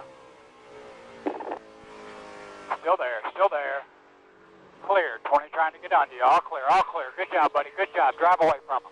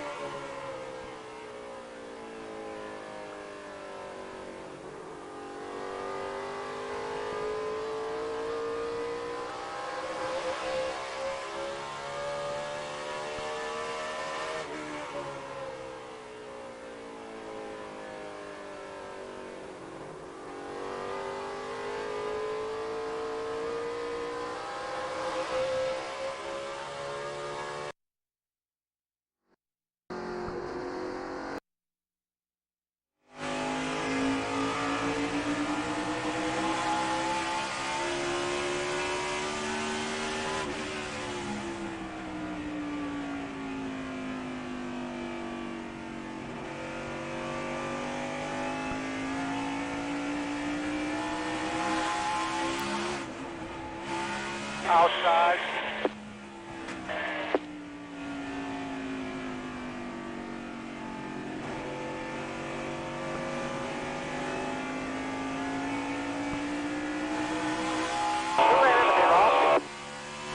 First and second are in your mirror.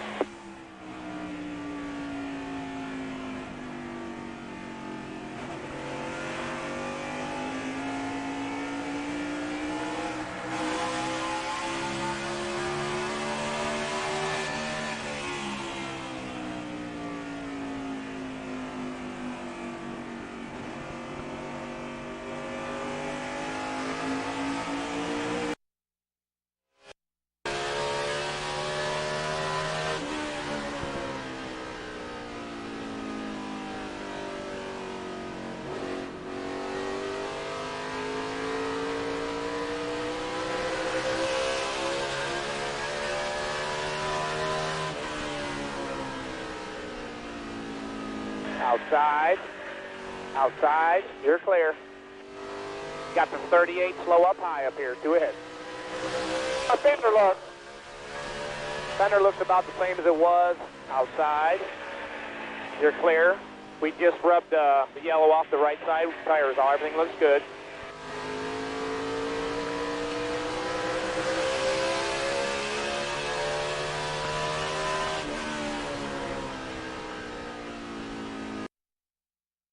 He's the first car 1 lap down right now, so that's why he was running those guys so hard.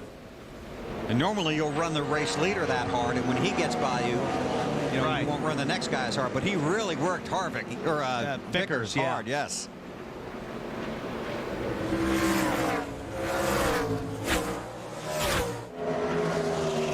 It's Harvick and Casey Kane. Kane in the 21st position. Right now he's the last car on the lead lap.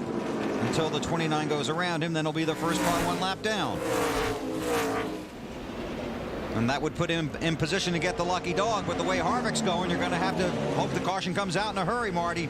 Yeah, that's exactly right, Bill. They're hoping for a caution. They're saying some cars are losing some things on the racetrack. A little bit of debris as Harvick's going to go by. Kane, you know, their strategy, they're trying to cobble something together because of that flat tire earlier. They're going to come in soon and take on 2 tires. Kane so far, though, able to hold Harvick behind him. Obviously, they have a pretty good race car. They can just get the strategy to work out for them. And they do, Marty. Casey Kane's lap times have been very good since they changed that tire. And And he is running Harvick hard on this high side right now. Now you see Harvick is going to drift up a little bit the racetrack, and that's normally what you do when you're getting aggravated with somebody. You go into the corner and you'll just let the car slide up into that other guy's door to let him know that you're starting to lose your patience. Jeff Burton was the fastest car on the track on the previous lap, but Brian Vickers has consistently been posting very quick laps in that 25 car. In second place, still trying to rope in Harvick. He's not recovered from his little racing experience with Michael Waltrip. Right. He lost about 10 or 12 car lengths on the 29 car when that was taking place. Let's check speeds at the line this time and see what happens.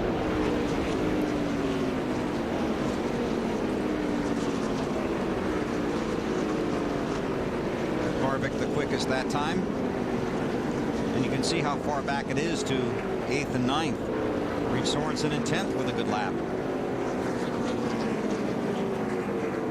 Well, half the field, and a little bit over half the field, is a lap or more down right now. Right. 20 cars on the lead lap, the last one being Dave Blaney. There's Blaney in the bottom of the screen, and here comes Harvick with Blaney in his sight. So Kevin Harvick having an outstanding run. Just over 100 laps to go at New Hampshire in the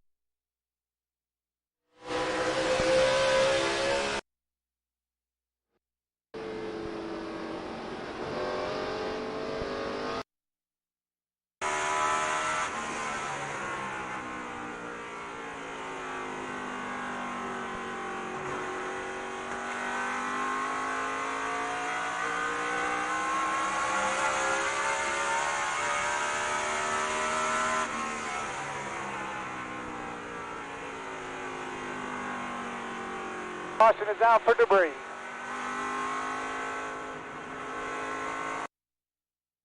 It took off really good there.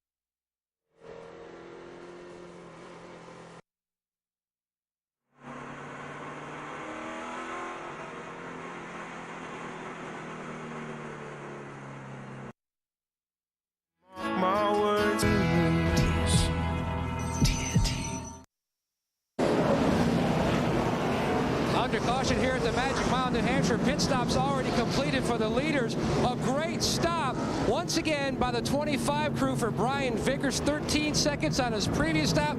He beat the 31 and possibly even the 24 off pit road. Dave? The 8 car of Dale Earnhardt Jr. was chattering the front tires. Basically a tight race car. He needed a wedge and an air pressure adjustment. They took on 4 tires. Carl Edwards, by the way, one of the cars that took on 2 only. Alan? Kevin Harvick's team fixed the fender where he bounced off another car on the racetrack recently. Also got the back end of his car to where it'll slide around just a little more to match the grip of the front end. Richard Childress, team owner, came on the radio just after Harvick left the pits, asked crew chief Todd Berrier, can we make it to the finish on fuel from here? Todd said no, about 15 laps short. And that was a 90-lap green flag run. The caution is for debris. It was in turn 3. It's already been picked up by the track workers. Casey Kane in the 9 car is the lucky dog. Kevin Harvick wins the race off of pit road. He's the race leader under caution at New Hampshire. Bruce on digital cable.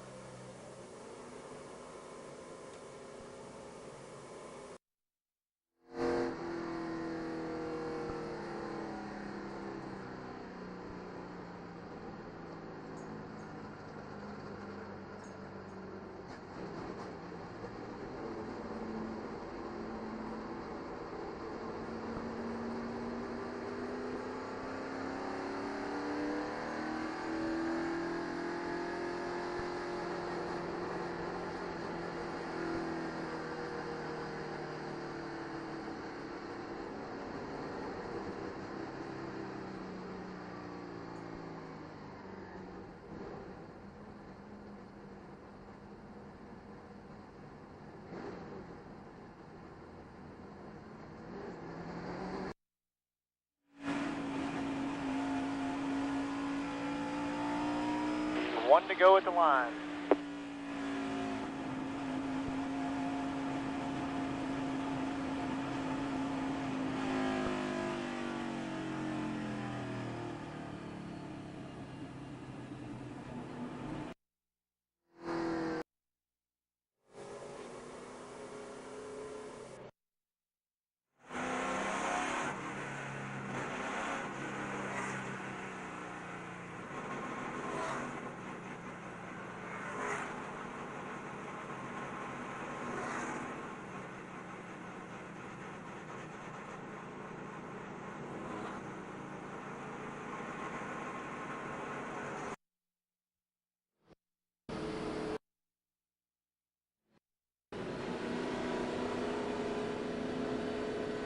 All right, deep breath. Let's click off some laps here. Take it to the end.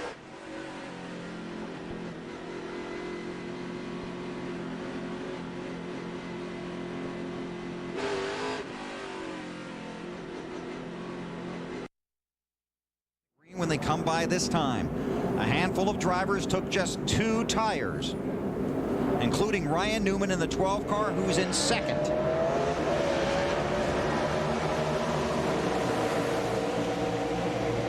.102 laps to go. And as the guys on pit road talked about, these teams not yet in their fuel window. And remember, the race here in July had 8 extra laps under NASCAR's green-white checkered rule. Oh, there he goes. Oh, Kyle Busch is around. And into the wall, Jeff Gordon and Matt Kenseth almost came together. Caution is out. Kind of saw that one coming. They were 3 wide. They had split the 5 car, going down the backstretch into 3. Let's go be the garage here, guys. Let's go be the garage. Kyle Busch was just all over the track on that restart. Although that really wasn't his fault. The 07 of Clint Boyer got loose and slid up the racetrack and nailed him.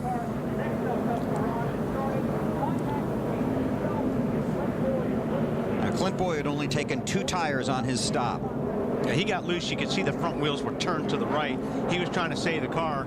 Unfortunately, when you're on the outside of a guy saving the race car, you're going to get the short end of the stick.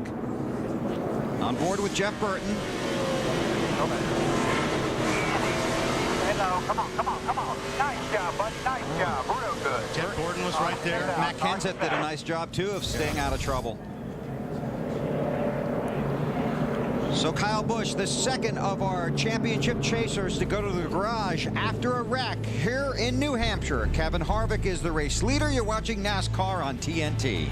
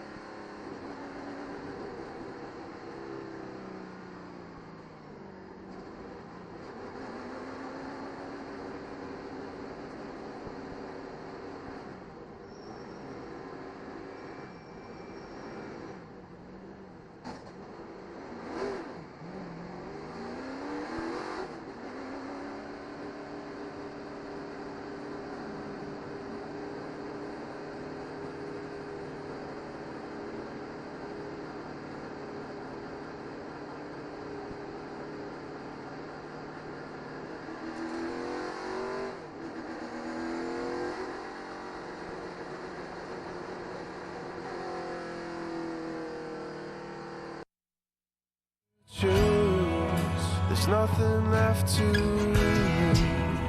TNT. See the film where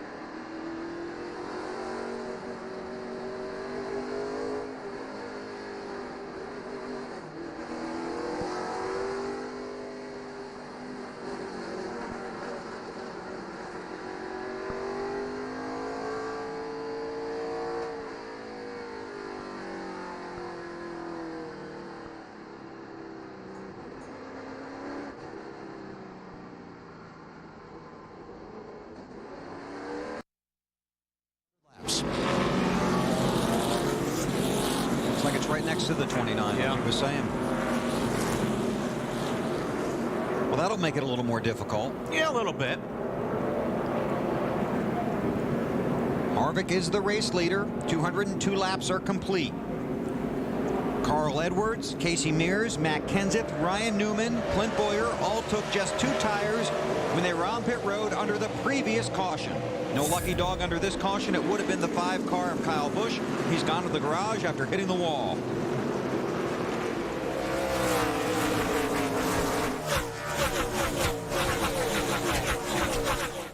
Mears the first car, 1 lap down.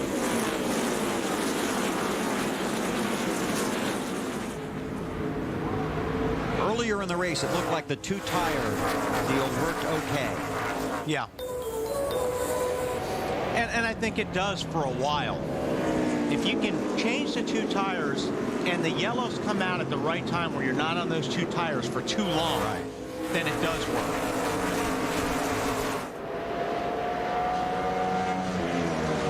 Newman in second, Vickers. There's Mears, the first car a lap down, then the 24 of Gordon back and forth. See, the 12 car's a little bit loose right there. The 25 car will make the pass. We're trying to make the pass right now. But Newman on 2 tires. You can see he's having a hard time. Those tires coming in right now. 25's going to get him. Vickers to second.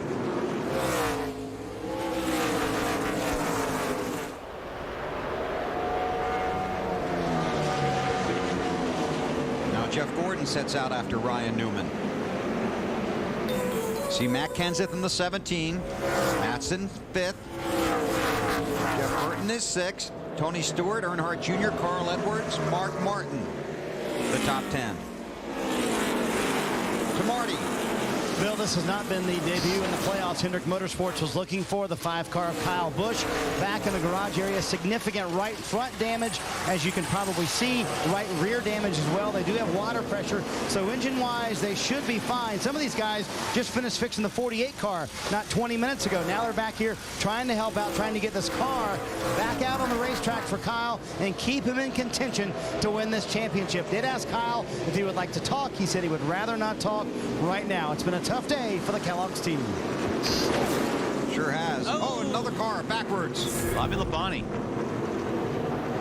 And the caution is out. Number 8. Now, would this give them enough? If they came in topped off, they could probably go to the finish now. That car is not going to turn too well.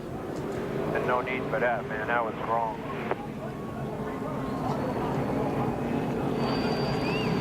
Lucky dog, Casey Mears in the 42 car. Let's see what we can see here.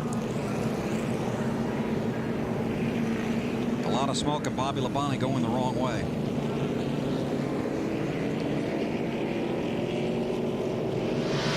Greg Biffle. Well, he had to slow up there for Yaley on the 18 car, but I don't know if it looks like he may have gotten tagged when he slowed up. Because that car did turn around awfully quick. So Bobby Labonte has come to a stop right at the exit of pit road. So the pits will remain closed, and this will put drivers even closer to their fuel window. So it's going to be one of those situations. What are you going to do? The leaders can either come in or stay out, but whatever the leaders do, some of these guys in the back of the field are going to do just the opposite. We can pay off our singular race talk question right here as you ride on board with Jeff Burton. How many additional points should NASCAR award for a victory? 25 bonus points. I think there'll be a change in that next year. Yeah, I do too. There needs to be. Yeah, I think NASCAR is going to emphasize winning, and it's something, like you said, needs to be done. Alan, what are you finding out down there? Oh, I'm just listening to Todd Berrier, Kevin Harvick's crew chief, talk with Kevin about what to do under this caution. They first discussed that they are within their fuel window to make it to the finish from here. And so then they discussed whether or not they should pit. Basically, Todd said, yes, we're going to have to, but as you guys were discussing, there are going to be some other people that won't. We're going to end up getting shuffled back in traffic. That's not necessarily ideal, but we're pretty much going to have to. So we'll see how this plays out, but you know that Harvick and Berrier and company would much rather have that track position up front without being in all the craziness that can happen on some of these late restarts. Yeah. Well, we've seen that cost a couple of guys, Johnson and Kyle Busch. Yeah, and by the way, they have prepared a patch they're going to try and put over that hole in the right front headlight area of this 29 car. Thank you, sir. It's not really a big hole, but they have identified that there is one there. It does have a tendency to make the cars push because you're actually losing downforce because that pressure is escaping through the front of the car. So it actually creates lift. That air is going through, and it's packing up in front of the engine and everything, and it actually lifts the front of the car. So it'll make the car a little bit tight, but it's not big enough to be a really big problem, but they do want to get it fixed. Plus, Harvick knows it's there. Yeah. So he's going to want it fixed. Exactly. That's in the back of your mind now, and the car is going to be tight no matter what. They continue to try and get Bobby Labonte's car away from the exit of pit road. They've got it on the back of the record. This time open. And they're towing it away. Pit road will be open this time. Let's see what happens. I think it'll be busy. They're coming, Marty. Yeah, guys, and this is the advantage of taking 4 last time. Most of the teams who took 4 will take fuel only. If you took 2 last time, like Matt Kenseth, you may take on left side tires, but it's going to be fuel only for the 17. A last-second call by Robbie Reiser. Matt. And a 24 team already fuel in. Same thing for the 31 and Jeff Burton. The 25 Vickers likes the way his car is at the moment, Dave. No tires as well. Dale Earnhardt Jr. wanted 4 tires, wanted to work on the race car, but they knew that everyone would be doing fuel only or 2-tire stops, so they took on 2 tires only at this point. Alan? Top off the fuel tank, catch the headlight on the right front, send Kevin Harvick on his way, and he should still have the lead. That's this end of pit road. About everybody just gas and go. Well, I'll tell you, it was a mess getting off of pit road down there. There you see the Band-Aid they put on the front of the 29 car. We'll sort out the running order, go back to green. 89 to go at New Hampshire. Hi, Kevin Nealon here. Ever wonder where to find the funniest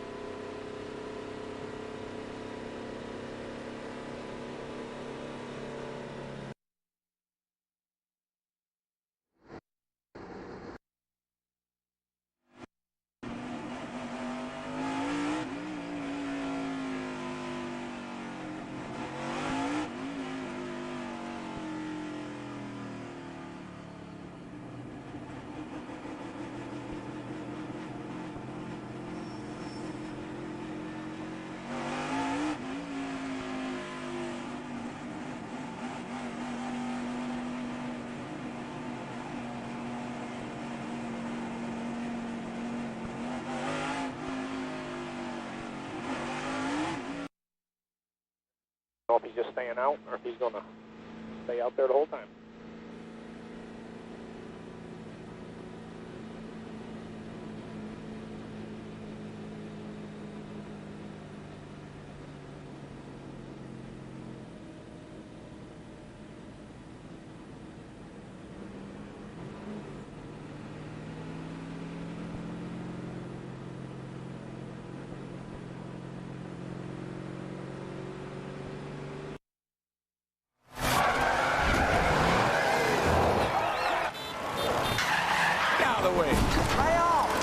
If there's a way to up the excitement, we'll find it. Awesome. NASCAR fans, thanks for having us. Life.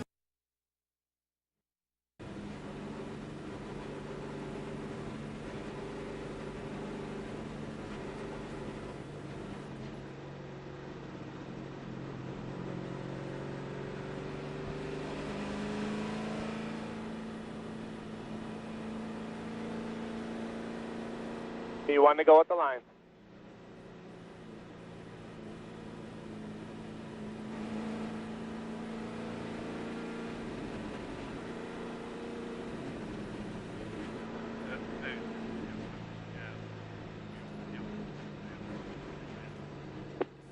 And 4.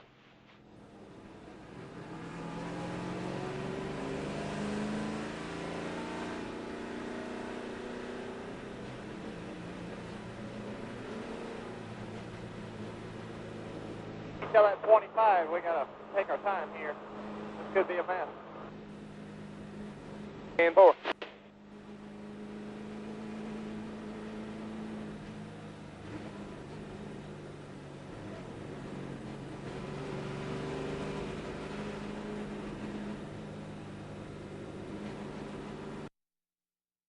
Center. The field should get the green this time, although there's some discussion at the front of the field as to where we belong.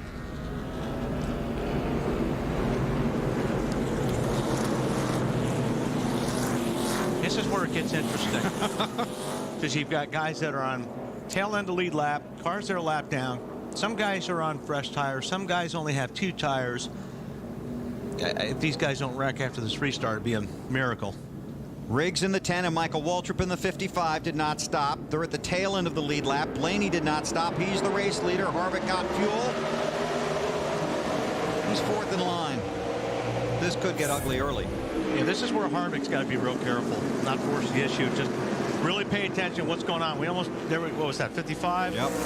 Michael gets way out of shape. Just got to keep your eyes peeled right now on what's going on and let it sort out in front of you and start making your way through. The 96 of Brains did not stop either. Yep. Like Riggs slipped. That's for the lead right there. Harvick and Blaney.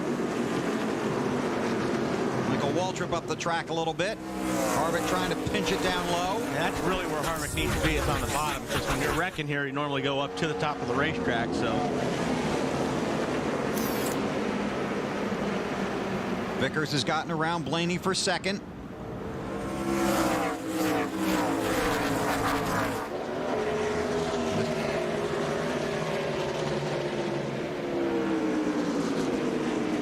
There's Harvick trying again to put Michael Waltrip a lap down. Michael runs him hard. Not going to give it to him. Michael is 25th, the last car shown on the lead lap until the leader gets by him. If the leader gets by him, Harvick fighting to get by him. 29, really Harvick squeezing Waltrip up the racetrack, coming off of turn 4. Vickers got by as well.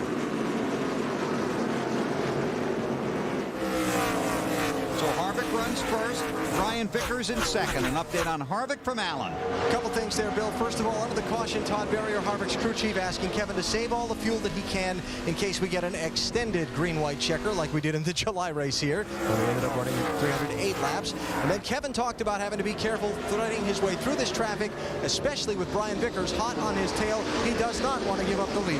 Matt? Allen, same fuel strategy for the 25 of Vickers.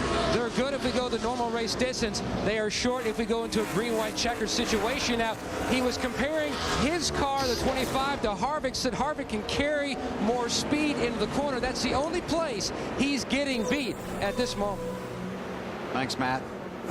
Pretty racy right here. Yeah, these guys are going at it tooth and nail. 31 car, Jeff Burton on the bottom. You see Stewart on the high side. Burton trying to make that pass, but the car doesn't look like it really was handling there down on the bottom a couple laps ago. Trying to make it stick underneath Kenseth. Now, Kenseth, don't forget, it's on those 2 tires, so these guys should be able to get by Matt. Not sure that was the right move. We'll have to see how this works out. His left side tires are approximately 50 laps old already on that 17 car.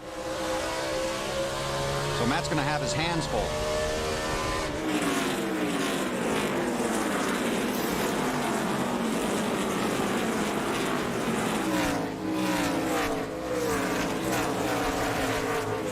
Earnhardt Jr. back in that mess behind Mark Martin. And Jr.'s sitting in 10th spot right now. Mark's in 9th, and Denny Hamlin is just behind him. And you see the 17 of Matt Kenseth already really sliding up the racetrack when he goes into the corner. See what he goes down into the corner here. Car goes way up to the middle, almost real high in the groove. Now these guys that are running the bottom are taking the short way around. But Matt's got that brake problem too. Remember, they said his brake pedal was going to the floor. So Matt has more problems than just his tires. He's got that brake issue. There he is, drifting high again, and we've already seen 2 of the chasers in trouble today, the 48 and the 5. Marty, what are you working on? Well, Matt's got his hands full, Bill. As you mentioned, now if my math serves me correct, those left side tires will have to run 128 laps if they are going to finish this race on this set of tires. They can go all the way on fuel. Now, the brake issue has not gotten better all day long for Robbie Reiser and for Matt Kenseth. He said the pedal is very soft out there right now, and I worked out a deal with Robbie this morning. He said if the brakes aren't working, don't ask me about them. They're not working, okay? But we got to get them fixed for Martinsville and Phoenix. They knew they had an issue going into today. As far as Tony Stewart, they have worked all day long on making this car better. Tony came on the radio under the last caution, said, guys, from the middle of the corner off, it's the best it's been all day. And Wally, if you want to be good in one spot here in New Hampshire, I would say it's middle of the corner off, wouldn't you? Yep, definitely got to get through the middle. If you can get through the middle and just hammer the gas pedal, you're going to drive off these corners really straight. And that's exactly what Tony's doing right now. Started in 39th today, and he sits in the 5th spot. So those guys have done a really good job to rally back. And he looked miserable on his qualifying lap, didn't he? There's Kevin Harvick. He's out front. Brian Ficker is about a 2.5 seconds behind him. Dave Blaney is 3rd. Then it's Jeff Gordon and Tony Stewart, the top 5 at New Hampshire.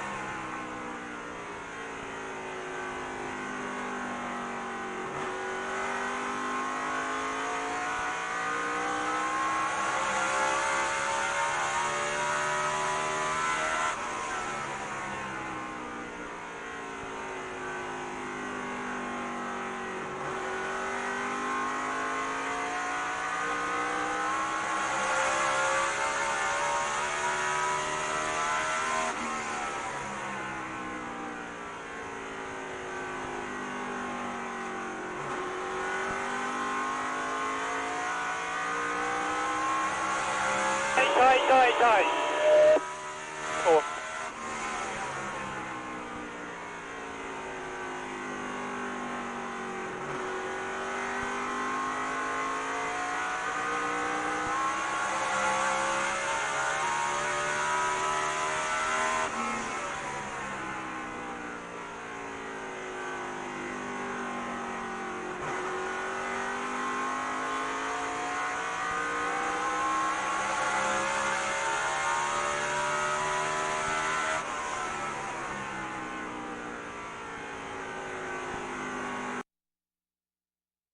Because right now he doesn't have the car that can win on speed. He can make it to the end on fuel, but it's still very tight, Alan. Denny Hamlin, one of the championship chasers, running just outside the top 10, complaining about a general lack of overall grip on his car. His crew chief Mike Ford told me they're good to the finish on fuel, but you got to have grip to go fast. Dave?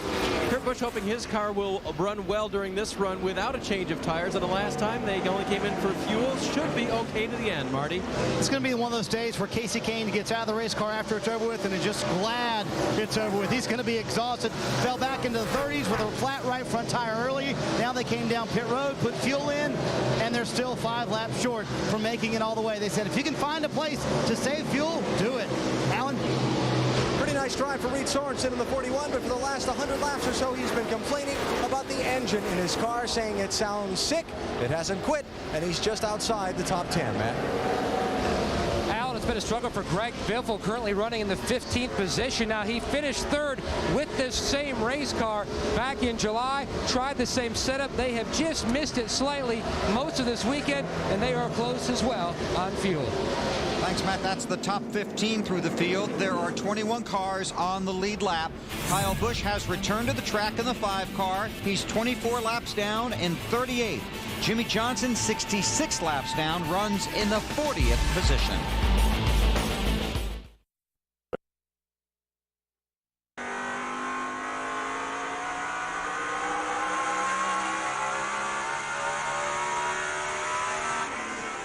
Clear.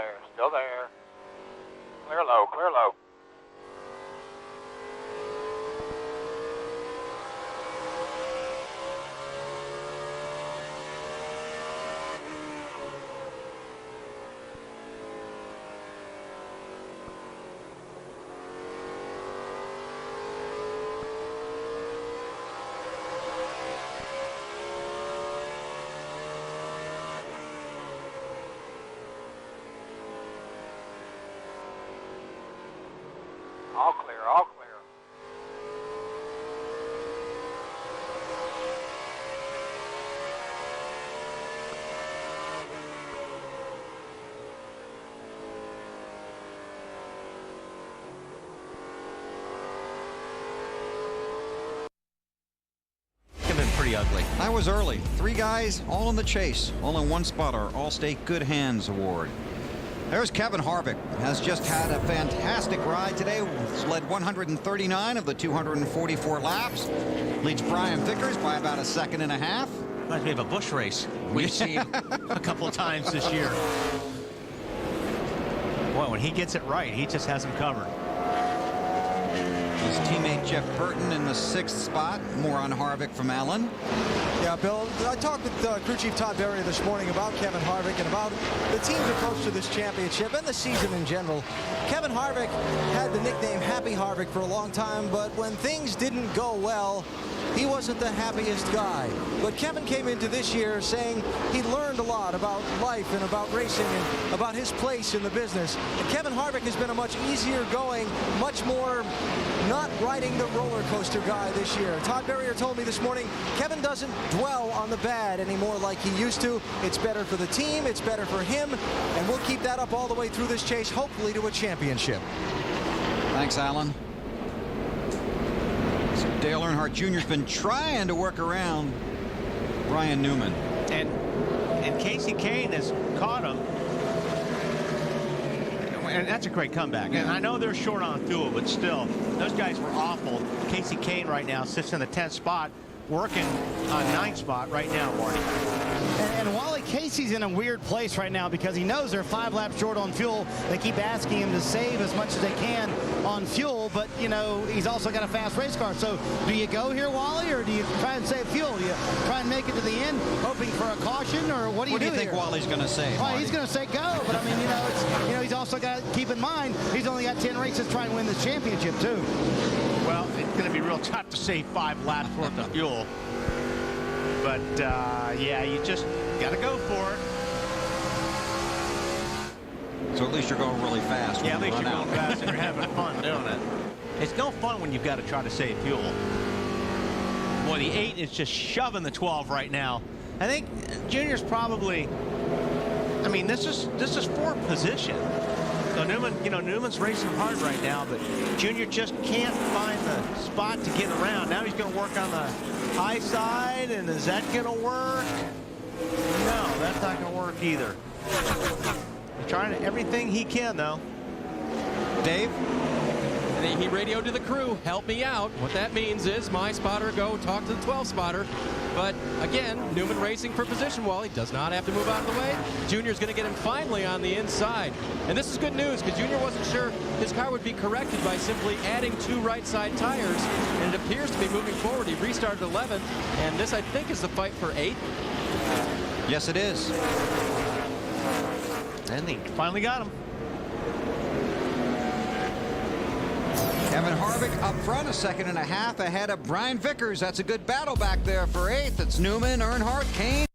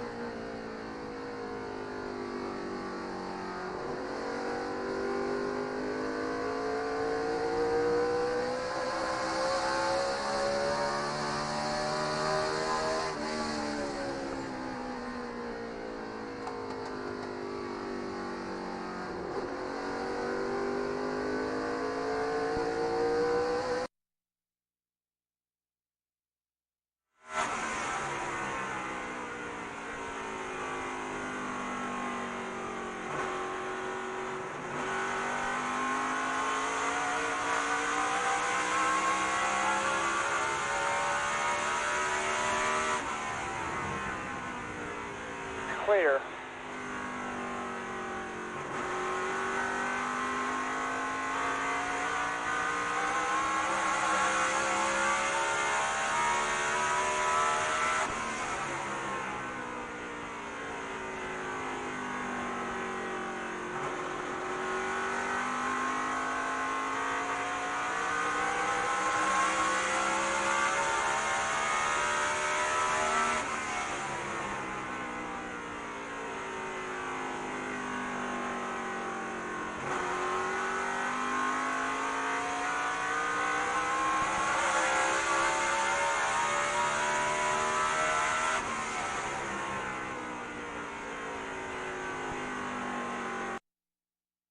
Our Nextel Cup Championship, and Mark Martin trying to work his way around that determined Ryan Newman. We're at the 10th spot.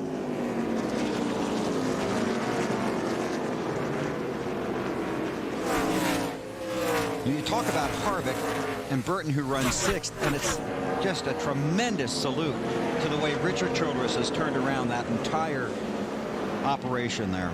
And Alan was talking about Harvick being more content, focusing more on the positive. And you have to believe some of that comes from Burton just joining that organization over there, because that's his kind of outlook as well. Yeah, and you know, Richard's not afraid to make changes. I mean, he made some huge changes with that race team. He moved a lot of people around because they knew they had the equipment. They knew they had the people. I mean, the resources were there.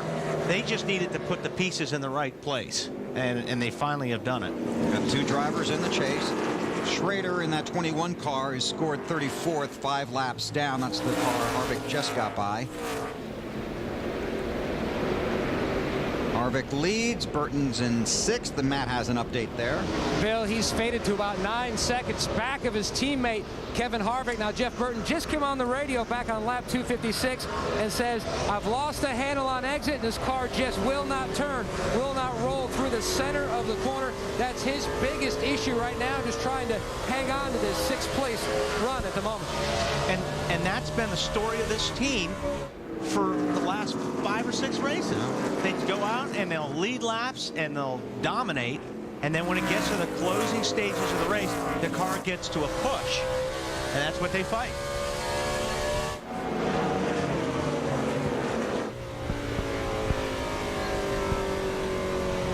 See him go through the corner here. He'll pick up the throttle.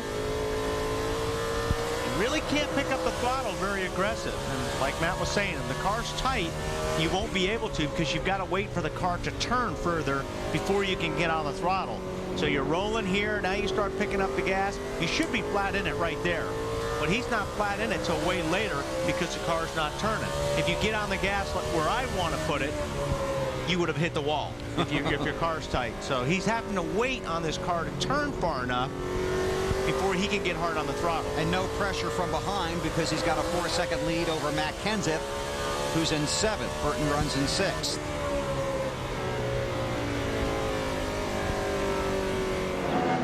Vickers is coming. In 2nd place, 2nd and a little more behind the leader, Matt. Bill, he's been hovering right around the same lap times as leader Kevin Harvick. The last lap, he was 0.2 of a second faster, but he's still almost a 1.5 seconds back. His biggest concern, though, is his teammate Jeff Gordon, who has gone about the last 15 laps. He has reeled him in over a second. So Vickers trying to reel in the 29, but will probably have his hands full with his teammate, the 24 Gordon, as well.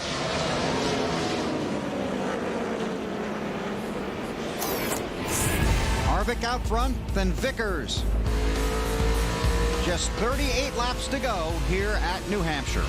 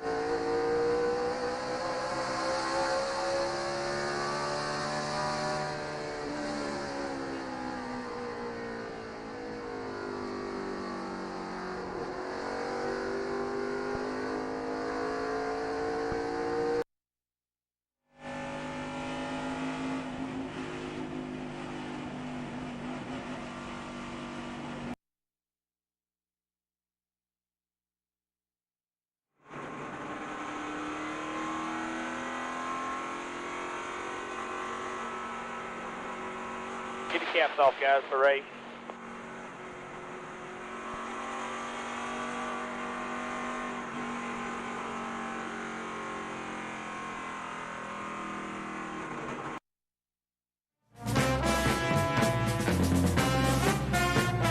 The king is dishing out his double whopper. Triples too, all season long.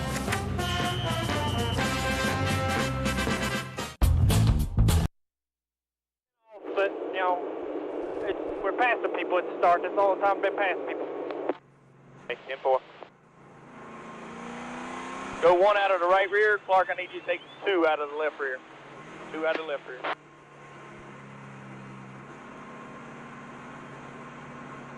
Doing 4 tires here, guys.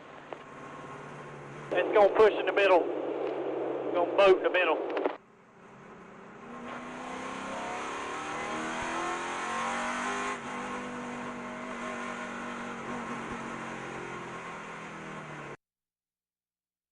Laps to go. Pit road will be open this time. A lot of guys right on the edge of their fuel window.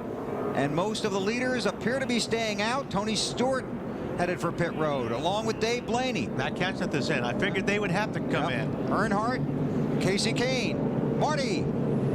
Well, it's a big debate on the 17 radio as to whether or not to come down pit road. Remember, these left side tires have been on here since lap 172. They opt for the 4 tires and the fuel to make it all the way. Alan? Denny Hamlin going to give up his position just outside the top 10. They're going to take right side tires and a splash of fuel in this 11 car. The fuel was not the issue, but they're looking to see if the tires might help them run up through this top 10, Dave. On lap 250, Dale Earnhardt Jr. called his car a really bad name, so they're going to change 4 tires, make a really big adjustment, and try to finally get this 8 car in contention for the win. What was that name, Dave? Cannot be repeated. Under caution.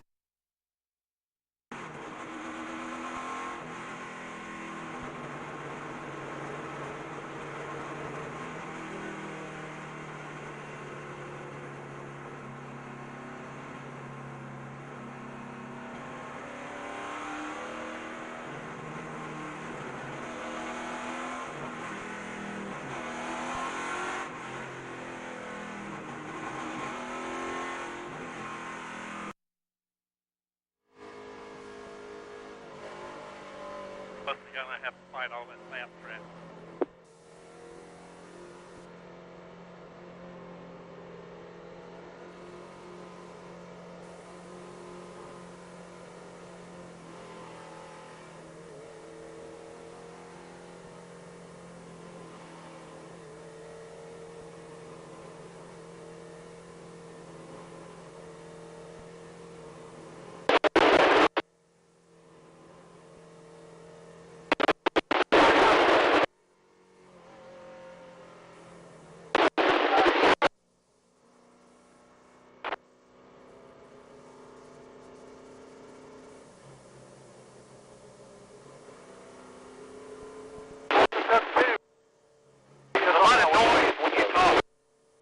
One to go this time, Jeff. One to go. Is there a lot of noise? Down 2.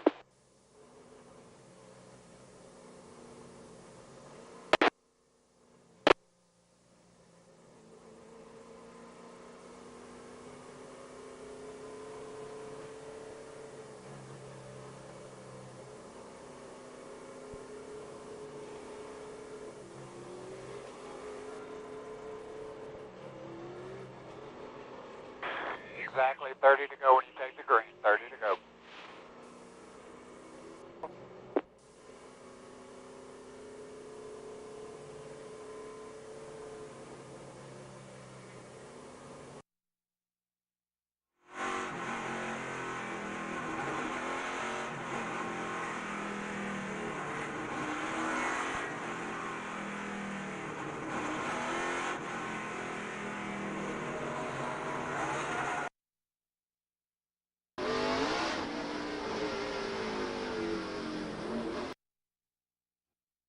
Sometimes I wish I could. Without a Trace. Don't miss television's most captivating series every weeknight. See it tomorrow at 7. The Missing will be found only on TNT.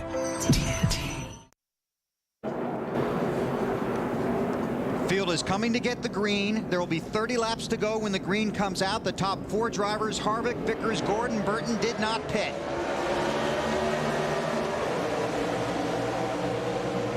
Well, we're about to find out what fresh tires really means here in New Hampshire.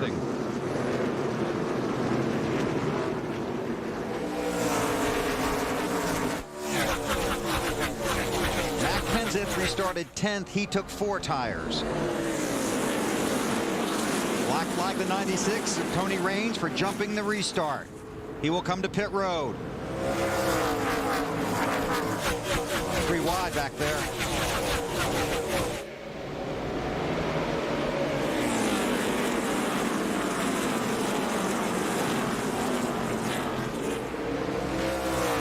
The 18 of J.J. Yaley, the 19 of Elliott Sadler, the 9 of Casey Kane took 2 tires.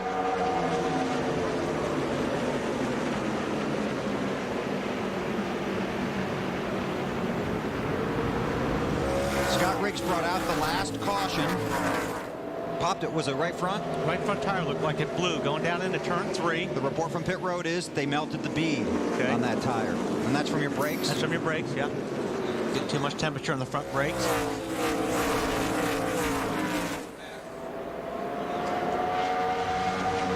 Gordon in 3rd, Burton in 4th. On board with Jeff Burton. Denny Hamlin right behind him. We've got chasers running in 4 of the top 5 positions, with Vickers in 2nd in that 25 car. Update from Matt. Real shortly before that caution, Steve Letarte told Gordon, we are 1 to 2 laps short on fuel. His lap times then stopped. Reeling in, his teammates started going down a 1/10 to 2/10 a lap. Now with that caution, they are good, but they stayed out, so they wouldn't have to deal with the lap traffic on the inside on that restart. Alan?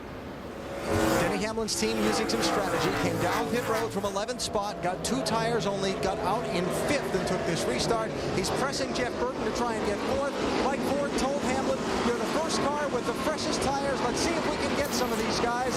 And some of the guys who got 4 tires, like Earnhardt Jr. and the others, they're mired back in traffic right now, so Hamlin's got a free hand. You're right, Alan. They are really trying to shake free back there, and it's just not working as well as they were hoping.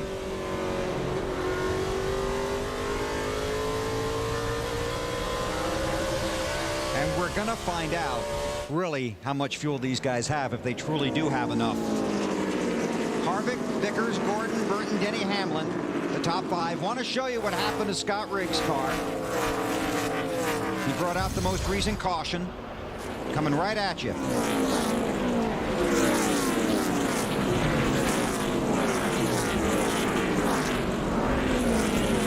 And again, the report from pit road, they melted a bead on that tire.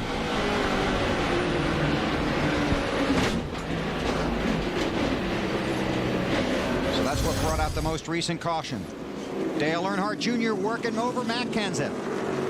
And again, Kenseth has fresh tires, but still a problem with the brakes. Whoa! Kenseth drives it sideways off the corner. And this is, you know, for 10th spot, but it's a position. These guys are both in the chase, so they're racing each other really, really hard. Plus, if Earnhardt gets by Kenseth, look at the line of traffic behind him. Yeah, I think Junior's probably a little bit quicker than Kenseth right now. So obviously, the 8 Earnhardt can get around him. He thinks he can leave him, but boy, 17 running him hard, Marty. Well, and Matt's doing the best he can. You saw he got a great run from the middle of the corner off, was able to pull some distance between him and Dale Earnhardt Jr. He said, tighten me up for this late run, round and a half down on the track bar. He's doing the best he can, holding on with some very soft brakes. Dave? And Wally said, you know, racing for 10th position. While this is racing for the championship, right? That's right. I mean, Junior knows 5 points more over Matt Kenseth will get him closer to the title. So he's trying to race really hard right now. Thinks he has a car that he can drive harder than before that pit stop. And if you get a top 10 here, this is one of those tracks where you walk away thinking maybe you stole a little bit, because a lot of guys don't have a lot of good racing luck or good racing history here at New Hampshire. Yeah, I think this is a racetrack that really would like to get out of the way early in the deal. Because so many things can happen. That's right. Talladega's another one that you kind of go in just, shaking your head and shrugging your shoulders going, man, I don't know. But I think you're right. A lot of these guys would be happy leaving here with the top 10. Mark Martin, who said on the countdown to green was already looking ahead to Dover, is back in 14th. Would love to get himself a top 10. He's back there. He's right there with Casey Kane in the 9. You look at guys like Jimmy Johnson right now and Kyle Busch. They're 140 plus points, 139 points, 146 points back right now going into Dover. That's brutal. That's a deep hole. Saw that Kevin Harvick right now, as they run, leads the championship. Harvick has never led the point standings in his Nextel Cup career.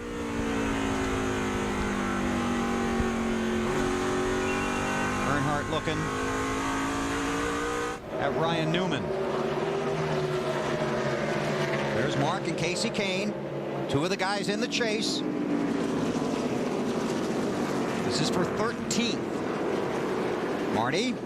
Well, Bill, this is a case of 4 tires versus 2. Mark Martin has the 4. Casey Kane, unfortunately, has the 2 from the last stop. Very disgusted with the way his car is handling. Casey is at the end of this race, and it just will not turn. And Mark, with those 4 tires in the car, you know what? Pretty good, but it takes a while for it to come in, and they're running out of time. Only 18 to go. Yeah, you can see Casey Kane just sliding up the racetrack. He's lost grip of that car. So he's got 18 laps to go. And he's just going to try to hope that he doesn't lose too many more spots. But there's Robbie Gordon in the 7th. And Greg Biffle right there trying to gobble him up, too. So he's driving his heart out. He just wants to do the least amount of damage as possible. Here we go. Teammates for 2nd.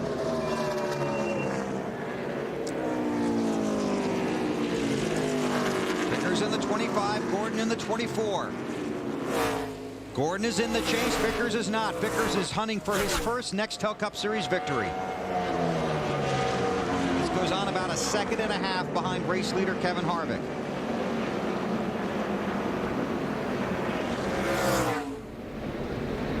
And Gordon wasn't very happy with Vickers earlier in the race. Tapped him right there going down the straightaway.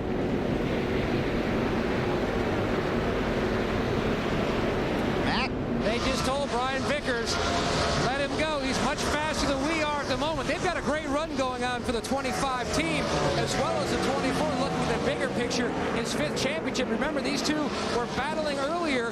Gordon was a little upset with his teammate in the 25. Well, he's not letting him go. He's not letting him go.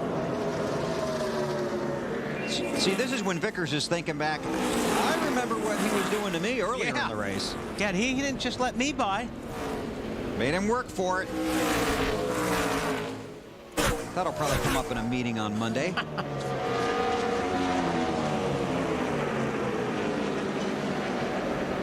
You see Burton and Tony Stewart right behind him.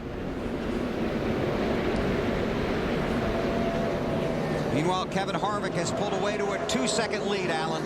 And his team is going to keep a very careful eye on the gap from Harvick back to Jeff Gordon.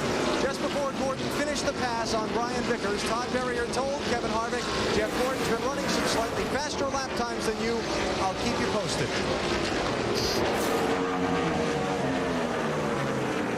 Stewart to 4th. There's the battle for 2nd. Gordon in the 24, Vickers right behind him now.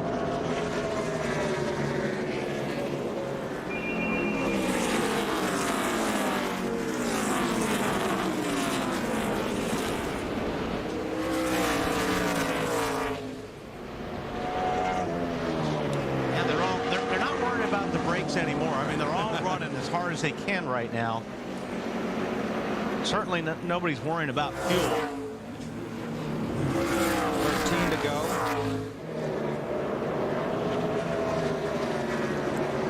Junior working on Kenseth. Again.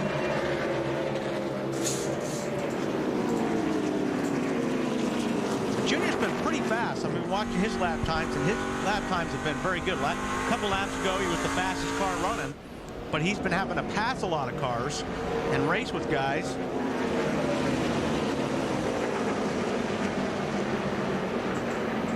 Just doesn't have enough to roll through the center far enough to where he can pull off the pass.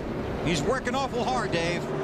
He had that big gap a few laps ago where he really backed off from the 17, and it was at that point that he radioed to his crew, 0 forward fight. Couldn't get off the corners to challenge the 17, but he's cooled his tires down, he's gathered himself back up, and he's really put on yet another charge to try to get that position away from Matt. There's 20, Stewart underneath Vickers. That's for third. Stewart takes it. Kenseth runs in the 10th spot. Earnhardt is 11th.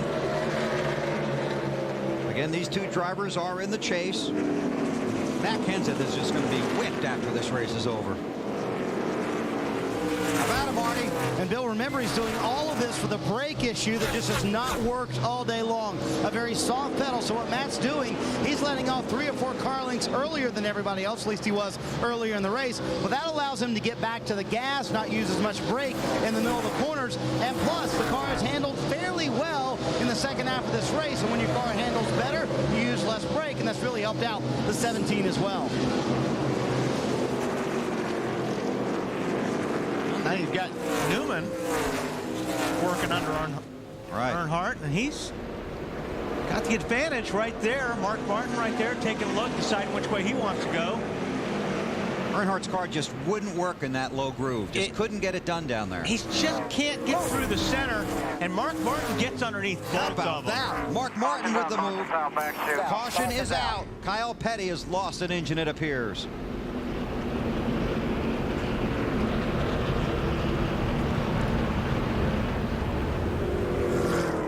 Allen. All right, Bill, so here we go with the green-white checker fuel situation. Todd Berrier, Kevin Harvick's crew chief, told me just a few moments ago they were good on fuel to at least lap 304 from their last pit stop. Then they had Kevin try and save some fuel under these last couple of cautions, so I don't expect any appearance on pit road from the race leader. I expect that they're going to ride it out and hope we don't end up at like lap 308 like we did in the July race here. That's right. The July race extended 8 laps under NASCAR's green-white checkers rule. But the biggest thing here at a race is that 2.5-second lead that Harvick had. Puts Gordon right on his bumper, and Tony Stewart, who's been really charging the last 10-15 laps. Yeah, and it will be a single file restart, so he doesn't have those cars on the bottom to help him get away. Kevin Harvick doesn't. 7 laps to go. One piece of business to do here. NASCAR Nextel Cup Racing on TNT, brought to you by Sony, the official high-definition television of NASCAR.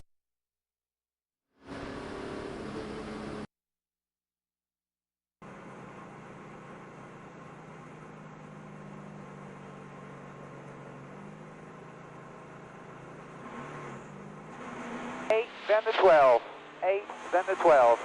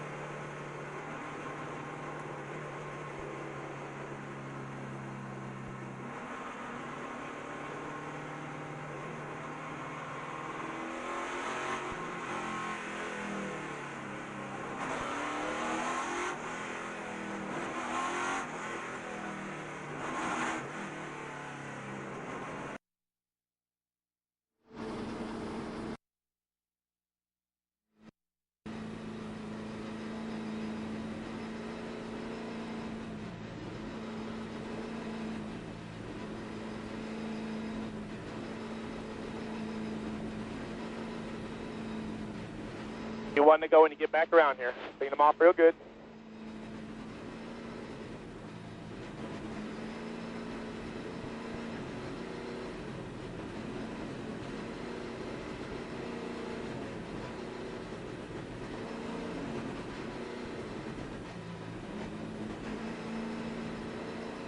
Be 4 to go when you take the green.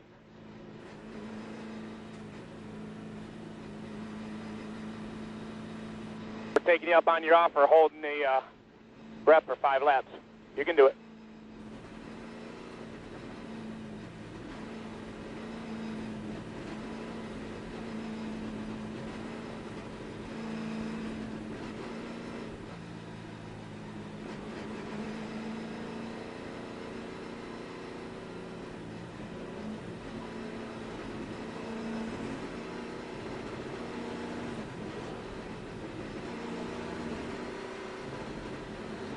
Get a good, clean restart here. 24 is going to have his hands full of that 20.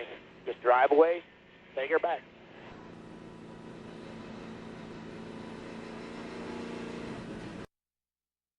It's really getting through the gears and getting into one and through two clean. And hoping nobody misses a shift. Right. I think that Tony Stewart's going to be a lot of fun to watch in these final 10 races. Yeah, because he doesn't have anything to lose on this deal. Right. And that's one thing that, you know, Jeff Gordon's thinking about, and 29, Harvick's thinking about a championship. Well, Tony Stewart's not. He's just thinking about winning and ruining these guys' party. Harvick, the race leader. The field coming to get the green. 4 laps to go. The first of the 10-race chase for the Nextel Cup Championship. Kevin Harvick has led 191 of the 295 laps. Started from the pole. He's got Jeff Gordon and Tony Stewart right behind him. Laying back. Watch the restart.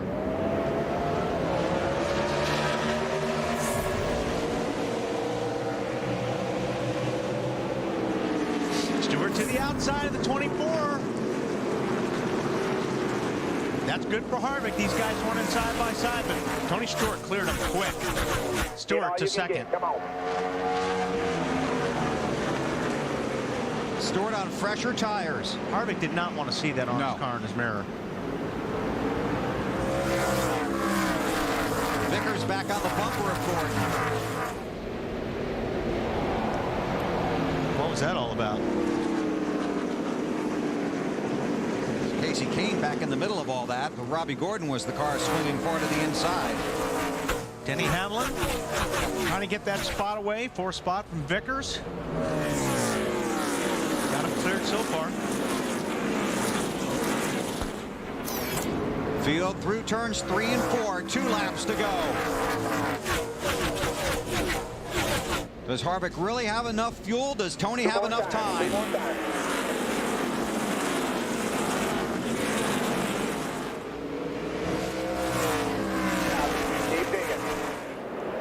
Stewart driving for all he's worth. Not a championship contender this season, trying to get the victory. Harvick has never led the point standings in his Nextel Cup career. Coming to get the white flag this time. Final lap at New Hampshire.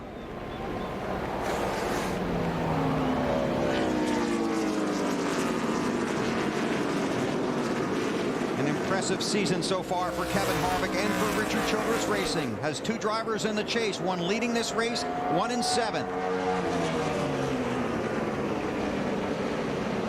It's going to be a disappointing day for Kyle Busch and Jimmy Johnson, but not for Kevin Harvick. He comes off of turn 4. No one will catch him. The chase begins at New Hampshire, and Kevin Harvick wins. Awesome job.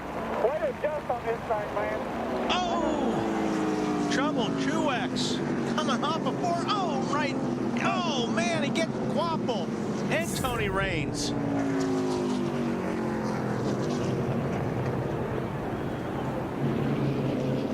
Car is tore up. Boy. The net down on the 32. There's Travis. Quapple took a hit, too. Unofficially, Newman got back around Dale Earnhardt for 12th. That would move Earnhardt back to 13th. Casey Kane 16th.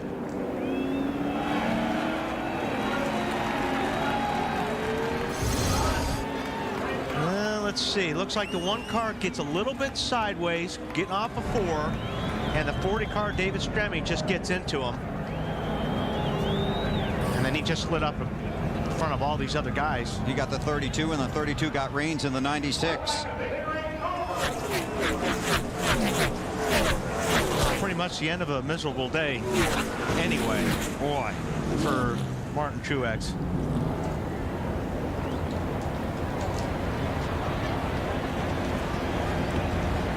Boy, Travis is lucky. Yeah.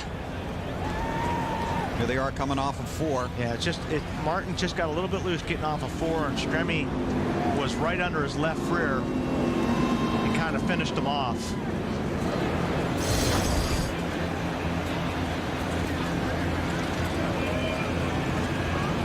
Chevy congratulates Kevin Harvick and the 29 Monte Carlo SS on another great Team Chevy victory. 25 of the last 34 NASCAR manufacturers championships and counting.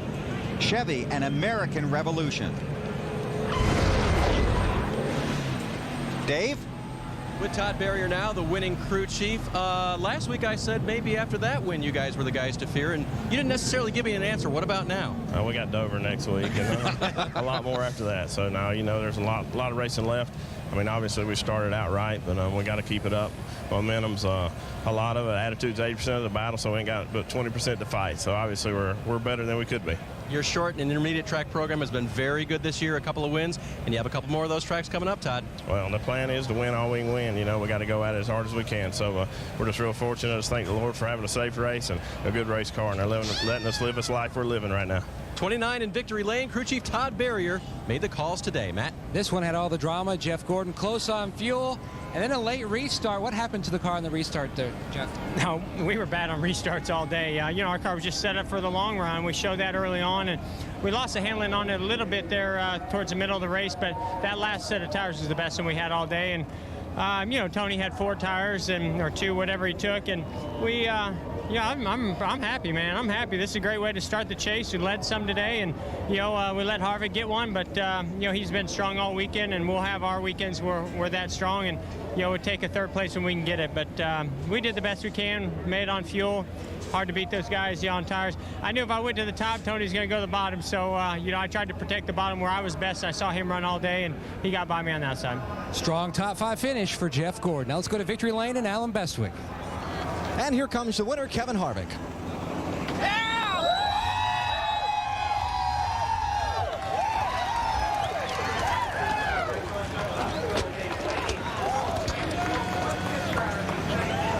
I think the happy nickname fits right about now. Kevin, congratulations. Led 196 of 300 laps. I want to take you backwards through the race just a little bit.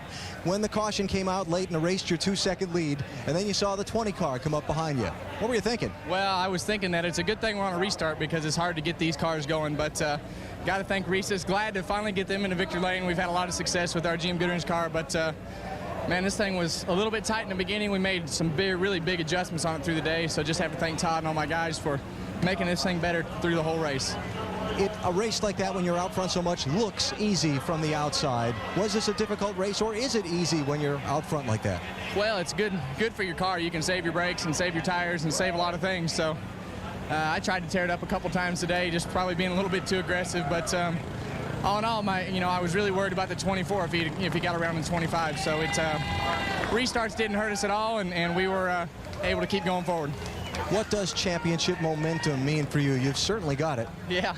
I mean, we just have to keep doing what we're doing at this point. If we keep winning races and doing what we need to do there, we're not going to get outscored in points. So we know we're going to have some bumps in the road, and we just have to score all we can when our cars are really good. The early race thing, 3-wide thing, lap 37 with Denny Hamlin and Jeff Burton. From the outside, that looked a little aggressive, a little early. Were you having any second thoughts about that afterwards? Well, I think, at this point, I mean, it's all about the championship and just going for it and throwing caution to the wind and just going after winning races. So if it would have went the other way, it probably would have been a bad move. But in hindsight, probably shouldn't have done it. But you can't tell that we're all not very smart as we sit in the driver's seat. So, if you look back at it, probably wouldn't have done it again, but oh well. You lead the championship for the first time in your career. A thought on Dover next week? Yeah, that's super exciting. I mean, it's been an awesome turnaround. I got to thank Richard and all these guys for working as hard as they did to turn these cars around from where they were last year. And everybody on this car, Snap-on, Sylvania, Goodwrench, SKF, Emerson, Sherwin-Williams, GM Card, Realtree, and everybody that helps us. You got them all in. Congratulations, Kevin Harvick, the winner today. Marty? Alan, the word for Dale Earnhardt Jr. today is frustrating. It seemed like the car just would not work at the end of the race. What was going on? We're just real tight in the center of the corner. We worked on it really hard all day. Tony Jr. and the guys tried their best. There at the end, we made it a little bit worse. Tried to really did ourselves in, and I couldn't move forward. I lost a couple spots there last lap, and we just didn't do the best job we could today. We tried really hard. You seem very disappointed. We should have run better. I mean, dang, I'm supposed to, get clowned so much over the years for not caring, but it's down in there, man. I want to win this bad, and today is really, really frustrating, but, I got a lot of confidence in my team, and we'll do better. We're way better than this, We're good enough to win this championship. You can tell he really wants it. Dell Jr. finishes 13th. And Denny Hamlin, how would you describe your 300 laps here at New Hampshire today? It was a roller coaster for sure. I mean, we just hung around 6th to 10th all day long and really just couldn't get this car to go like it had at Richmond and other places. So, we got to figure some stuff out to get a little bit better. But Mike made a great call at the end with 2 tires, and we were able to get those guys at the end. And a great save early on as well for Denny Hamlin. He comes home 4th here in New Hampshire. Dave? And Tony Stewart talking to the media down here.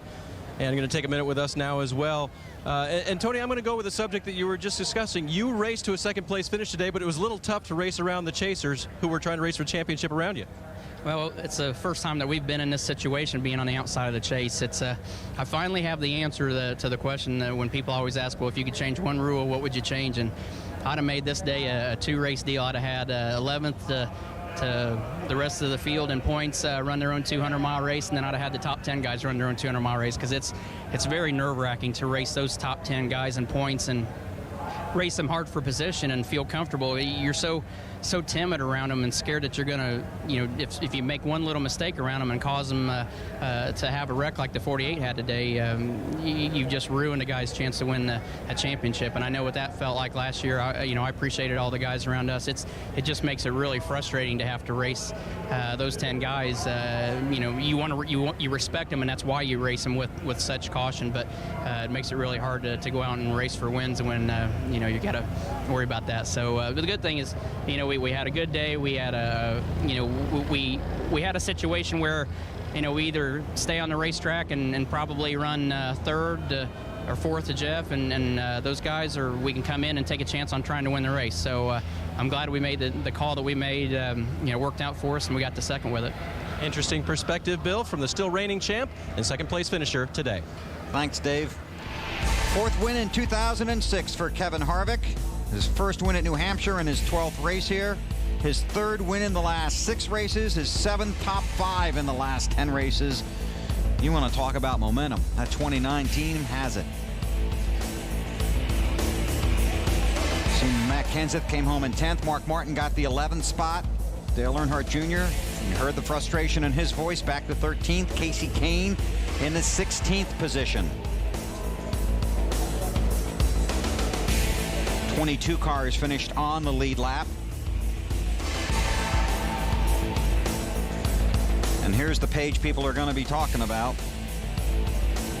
Jimmy Johnson back in the 39th spot. And Kyle Busch was in 38th. Here are the unofficial championship standings with 9 races to go in the chase for the 2006 Nextel Cup. As Alan pointed out, Kevin Harvick leads the championship standings for the first time. And Jimmy Johnson and Kyle Busch are in a hole. They really are. And it's tough to lead this place with that many points down. And, there's going to be guys in this chase that are going to run good each weekend. And that's why it's very, very hard to make those points up. We'll see what happens. The chase for the championship continues from Dover next Sunday, and TNT is your home for all the drama. Our coverage begins at 12:30 p.m. Eastern Time with the Bank of America Countdown to Green. Next on TNT, Sleepy Hollow in the east and Heat in the west. Kevin Harvick on top of the championship standings for the first time. His first win at New Hampshire. He's chasing his first series championship. We race on to Dover. We'll see you next Sunday on TNT.